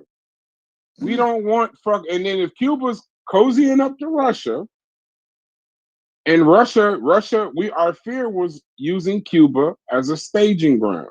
And if Cuba then gets cool with Jamaica, now we got two Russian fucking staging grounds this close to the United States of America, and we wasn't having that shit. Yeah. So at the end of the day, this is how we always gonna view places like that. No, but the same thing was done in Hemisphere. Would you agree that? The Monroe Doctrine is that as long as Europe don't fuck with us, y'all just don't come nowhere near us. Yeah. So at the end of the day, when in Monroe is for James Monroe. When they first put it, this is an old ass doctrine. It's like the 1800s. So when they did it, we didn't have the military power that we had now to kind of enforce that shit. But then as you go further up with the Cold War, now you got a situation where, and me and Cuban did a show. Shouts to Cuban Crisis. We did a show about in Grenada with Reagan. We did a great show. One of my favorite shows he's ever done. Charles, what's his name? The prime minister. The prime minister of Grenada who was assassinated. I don't know his name. I just know, and I know Reagan. I know Reagan in '83 because Grenada started doing that Marxist shit. It wasn't Marxist. And what? Yes, no, it wasn't Marxist. No, listen. It wasn't Marxist. Listen. We can agree to disagree. That's fine. But I'm just saying. I'm just trying to tell you places where it was used. Even Reagan at that time, like I said on Cuban show, Reagan at that time said what? We're not allowing another fucking Cuba. We don't want communism that fucking close to us. We don't need fucking missiles right off the coast of fucking Florida. We don't need people, spies and shit being able to come into the country from Jamaica and Grenada and all of that. So they used it for that. And I'm not saying it's right, wrong, or otherwise. I'm just also telling you, it wasn't just fucking fuck Cuba, this, that, and the other. We were trying to isolate Cuba. And some of that shit is right. They're a country. They have the right to do what they want. But I'm going to say this to you, Stu Peas, and you all know this, and you might not think it's fair, but I think it's a reality of life. Big bank take little bank. All right. So All sometimes, right. hold on. So sometimes Cuba thumb their nose up. Cuba got every fucking thing they deserve because they thumb their nose up at the bigger bank and fucked with Russia. Thought Russia was going, Russia's just going to be this, that, and other. They didn't do it. So when you do fuck with the big dog, you got to get your ass off the porch and fend for your fucking self. Let me rebut that based on Cuba and why a lot of Jamaicans defend Cuba, especially most of them dead now, especially the older Jamaicans. In 1958, the Cuban revolted. The Cuban revolted against the American puppet government that was in Cuba. In 1958, in Cuba, you had segregated beaches, you had segregated hotels, you had segregated levels of education. People don't understand the amount of Afro-Latinos that live in Cuba. Don't base it on all of those white Cubans who ran away to Miami. Right. Fidel was supported and is still supported by a significant portion of the population with Afro-Latino roots because they remember what Cuba was like before Fidel overthrew the government. It was the same thing for Nicaragua. It was the same thing for Venezuela. It was the same thing for El Salvador. That the most of these governments, it was like the Iranian government with the Shah. If you know about the Shah of Iran, it was a propped up government by arsehole people who ran these countries and who suppress a significant proportion of their population, especially those which we will call black today. Would you agree with me or disagree with me on that? I agree with you. Right? So therefore, the Cuban rebellion incited a small fire under many countries who did not like the leadership, who did not like that there wasn't any true democracy. Although the Jamaican government have had its fair share of bullshit, especially the quasi-civil war, it has always maintained a level of democracy and exchange of power in spite of expressing force for the vote. You have always had. In 1980, the PNP lost, they exchanged power to the JLP. In 1989, when JLP lost, they were in power, the exchange.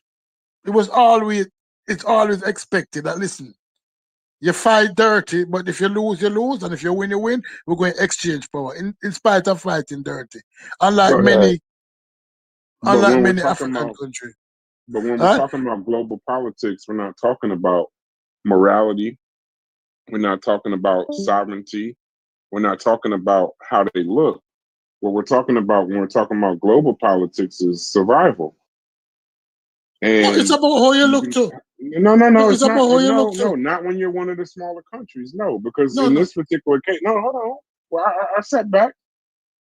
Cuba can thumb their nose up at the United States of America because even though they will get hit, their people followed Castro, but they were still getting huge amounts of economic support from Russia. No, that didn't happen. Jamaica. That didn't happen. But you can't, you can't word praise me and then let me not let me get my shit off. So then Jamaica. So then I'm not talking about time period. I'm just talking about. I'm not talking. This isn't a response to what you're saying. I was trying to finish what I was saying earlier before I pause and let you go. So what I'm saying is, Cuba could do that because they had that connection to Russia. Well, Jamaica at the time, they didn't have that kind of. They didn't have that that world power that was going to back them. Their backing came from Cuba, not from Russia. So now you're talking about Cuba thumbing up, but they got Russia's back. Cuba was still fucked up as a country. Even when Russia had their back, so they can't help Jamaica in that way. So I'm not saying it's dumb, No, like that's not true. That's not true. That's not true. Because as again I told you, Manley wasn't communist. I'm not talking about Manley. No. Manley was in charge of Jamaica in 78, I'm not talking 79. about Manley. I'm talking about the countries, Jamaica and Cuba. I didn't bring up none of their names. I'm talking about but but Manley was the leader of Jamaica at that time, and he wasn't communist. Well, because he was at that time, hamstrung. You could call him a leader. He was just in charge. He was in charge. But guess what? He wasn't communist. He led them to the IMF. I wouldn't call that leadership. See, you want to paint it like a rosy picture. Listen, I'm not painting it like a rosy. No, listen, hold on. Let me finish, Supi. Manley himself admitted this. So I don't need you to believe that Manley fucked up. Manley in the 90s said he fucked up. He said my socialist policies, fucking the balloon payments, I didn't realize that the wages stayed the same, but the production was going to go down. He didn't realize that it was going to end up that way. I would, if based on your logic and your reason. You're a Manley fan. No. You can't stop talking. All right. Based on your logic and your reasoning. Based on your logic and your reasoning. I said his. No. Based on what you just said, I would agree that Manley agreed that he fucked up.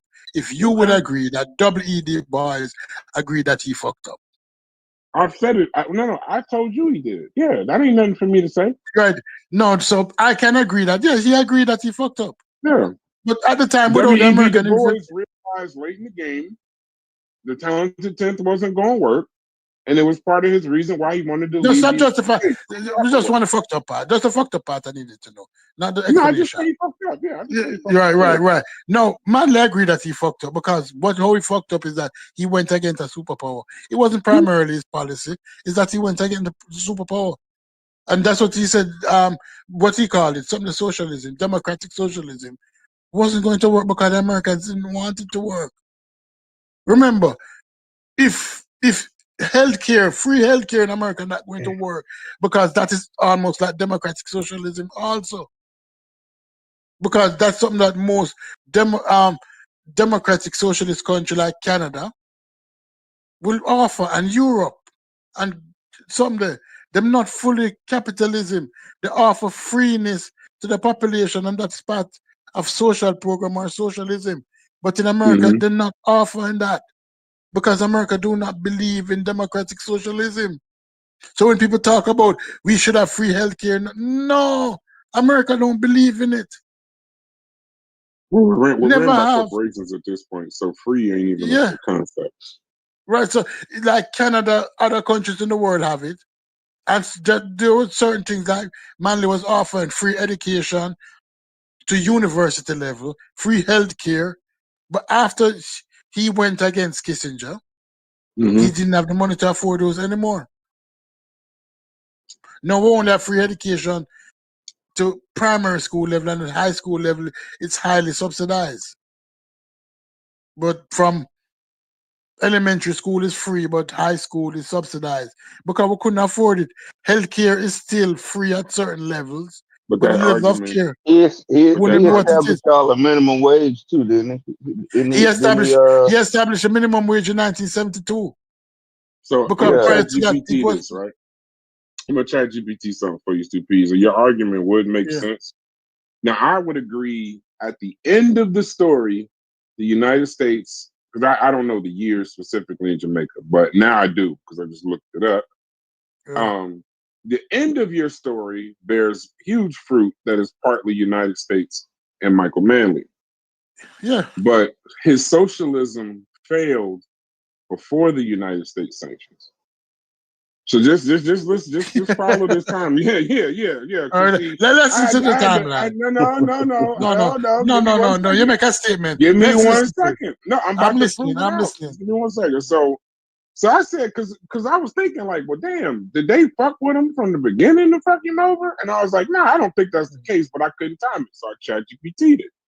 So I just simply asked, did Manley's socialism policies fail Jamaica before U.S. involvement? And it says the early socialist phase, 72 and 76, free education, housing programs, health expansion, land to the tiller. I know that makes sense to you. Or to other people, that's land reform. Nationalization of the mining and banking, higher wages, stronger labor protections. He funded it, though. He borrowed heavily abroad to pay for it all, assuming growth will follow. The results were early enthusiasm in 72 and 73. There was improved access to schools and clinics.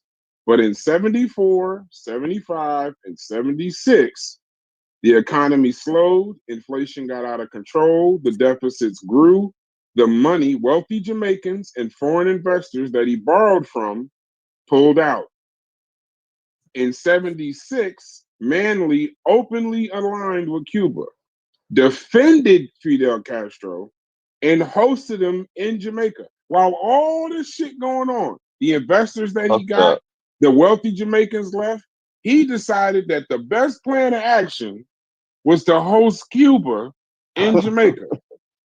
And then what the United States did after he did this public show, they pulled all of their aid, all of their loans. After the United States, the only reason that people stayed in Jamaica when those wealthy Jamaicans left and private investors, they stayed, is because the U.S. was involved. Once the U.S. pulled their shit, even more private investment left. And then tourism suffered, remittances suffered, and then Manley versus Sega. So the U.S. did not create Jamaica's debt and inflation problems. It just made it worse after he hosted Castro. Now go ahead and tell me your shit about how the United States is the reason. Let's break it up because as I spoke earlier. 72, Michael Manley had 2 terms as prime minister in the 70s, from 72 to 1980. In 72, he started all of those social reforms, privatized the bauxite company, and he didn't fully privatize it. What he insisted on was profit sharing, that we should get more of the money from the bauxite because these companies were giving you pennies on the dollars. So when it's an exaggeration. You might say, oh, you're just saying that. But people tend to forget, as I said earlier, what killed it and sent most of the world in recession and even affected America was that in 1973, there was an oil embargo. And oil went from like $3 a barrel to like $14 a barrel, or quite some dangerous numbers. Now, if you are carrying loans and you are faced with a recession, what is going to happen? What's basically saying that prior to 73, prior to the oil embargo, we were moving along. The growth rate was at like 2.5 to 5% a year. But as soon as that oil embargo came about, it crashed most of the world economy, especially those countries that in debt. Because it's like you're making $100 and you plan to pay $50 out of the debt. But oil ruled any production. Anybody who producing at that time was heavily reliant on oil. Now, when what you're reliant on when quadrupling costs, it's going to affect you. Right? It's going to affect you. Just about at that same time, the Americans and Cubans squabble was going on. It was a continuous squabble. It was being overlooked, that other countries were talking to Cuba. But at that time, the Americans decided that, listen, we want to isolate Cuba. We want to get Fidel out of Cuba. So they added to the distress that smaller countries were facing. Some countries were not willing to put up with the fight. So whose fault was that? Because he's the leader. I wouldn't say it's anybody's fault. Wait, he's the leader of the country. I don't know. He's the leader of. I can't blame the oil embargo on him. No, but he's the leader of the country. He knows that his fucking country is 100% dependent because I don't think there's no oil in Jamaica, right? So there's all right. So it's all imported. So if all the oil is imported in Jamaica, He didn't establish any fucking reserves whatsoever. He still pushed the fucking socialism. And you know why he kept doing that shit? Wait, you know why he kept going full bore even during that what's name? Because he was able to borrow money.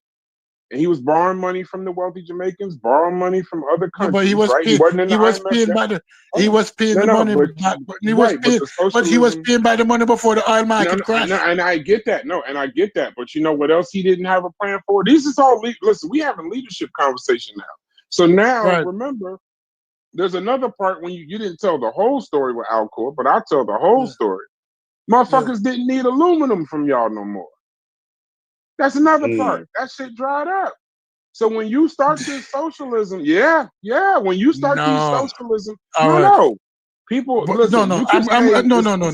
No, but you don't understand the full picture. Jamaican, the need for aluminium, they could get aluminium from other places. But if you go back, Jamaica aluminium is the easiest aluminium to mine because the surface level aluminium. So these countries where bauxite. Bauxite, surface level bauxite. They don't have, it's not deep level bauxite. So it is cheaper to mine. It was cheaper to mine. That aluminium is readily available. Y'all wasn't the cheapest though in the 70s. No, we weren't the cheapest anymore because we asked for our share. At that time we asked for our share. No, yes. That's not why y'all weren't the cheapest. Y'all weren't the cheapest. The bauxite aluminum, yes, it was cheaper, but by the 70s, which that leader of yours, Michael Manley, by then there were other places that were cheaper. So people just went other places. There was Australia, New Guinea, Australia, Guinea, Brazil. I'm looking this up as we're talking, Stupies. I'm not just making this shit up. The reason why Jamaica became more expensive is that the product, to produce it was always cheaper than Australia. Australia aluminum is deep mine aluminum. Why was no longer preferential? It's not because we asked for our share, and the oil crisis is that when countries start to ask for their share, more supply and a weaker demand. No, it wasn't a demand. It was that the countries asked for their share. Once you start asking for your share, yes, it was that. Wrong. You're reading that wrong. I'm not saying what you're saying is. Listen, I'm not saying what you're saying is 100% wrong. But listen. Hold on. Me and you've been talking back and forth. I just want to ask Smalls a question, and we'll go back to me and you talk. If there is an oil embargo, an Arab oil embargo at that, wouldn't there be less cars, less construction, less packaging?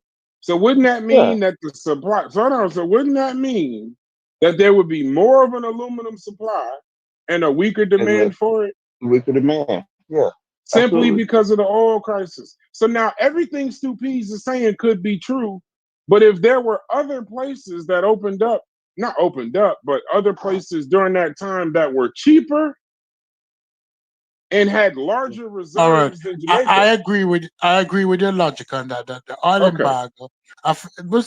But I talked about that earlier. The oil embargo affecting everybody worldwide. Remember when the oil embargo exists in America? That is why America changed the policies on cars. That's why Detroit had to change the engine on the cars, and the cars had to be more reliable. Remember during that time, between 73 and 77, when the Arabs were fucking around with the oil, even in America, you had gas lines. Ask your parents if there weren't gas lines in America where people were lining up for hours. I get that. Right? But the thing you talking about where they were supposed to make more money, that thing you were talking about when they're supposed to make more money, one of the issues that even happened with that is when you do that levy, it's Manley's bauxite levy in 1974. When you do that production levy so that y'all can make more money, y'all did make more money in the beginning, but here's once again where it's bad leadership. When you put a levy on your bauxite or bauxite aluminum, you can do that if nobody else has bauxite aluminum.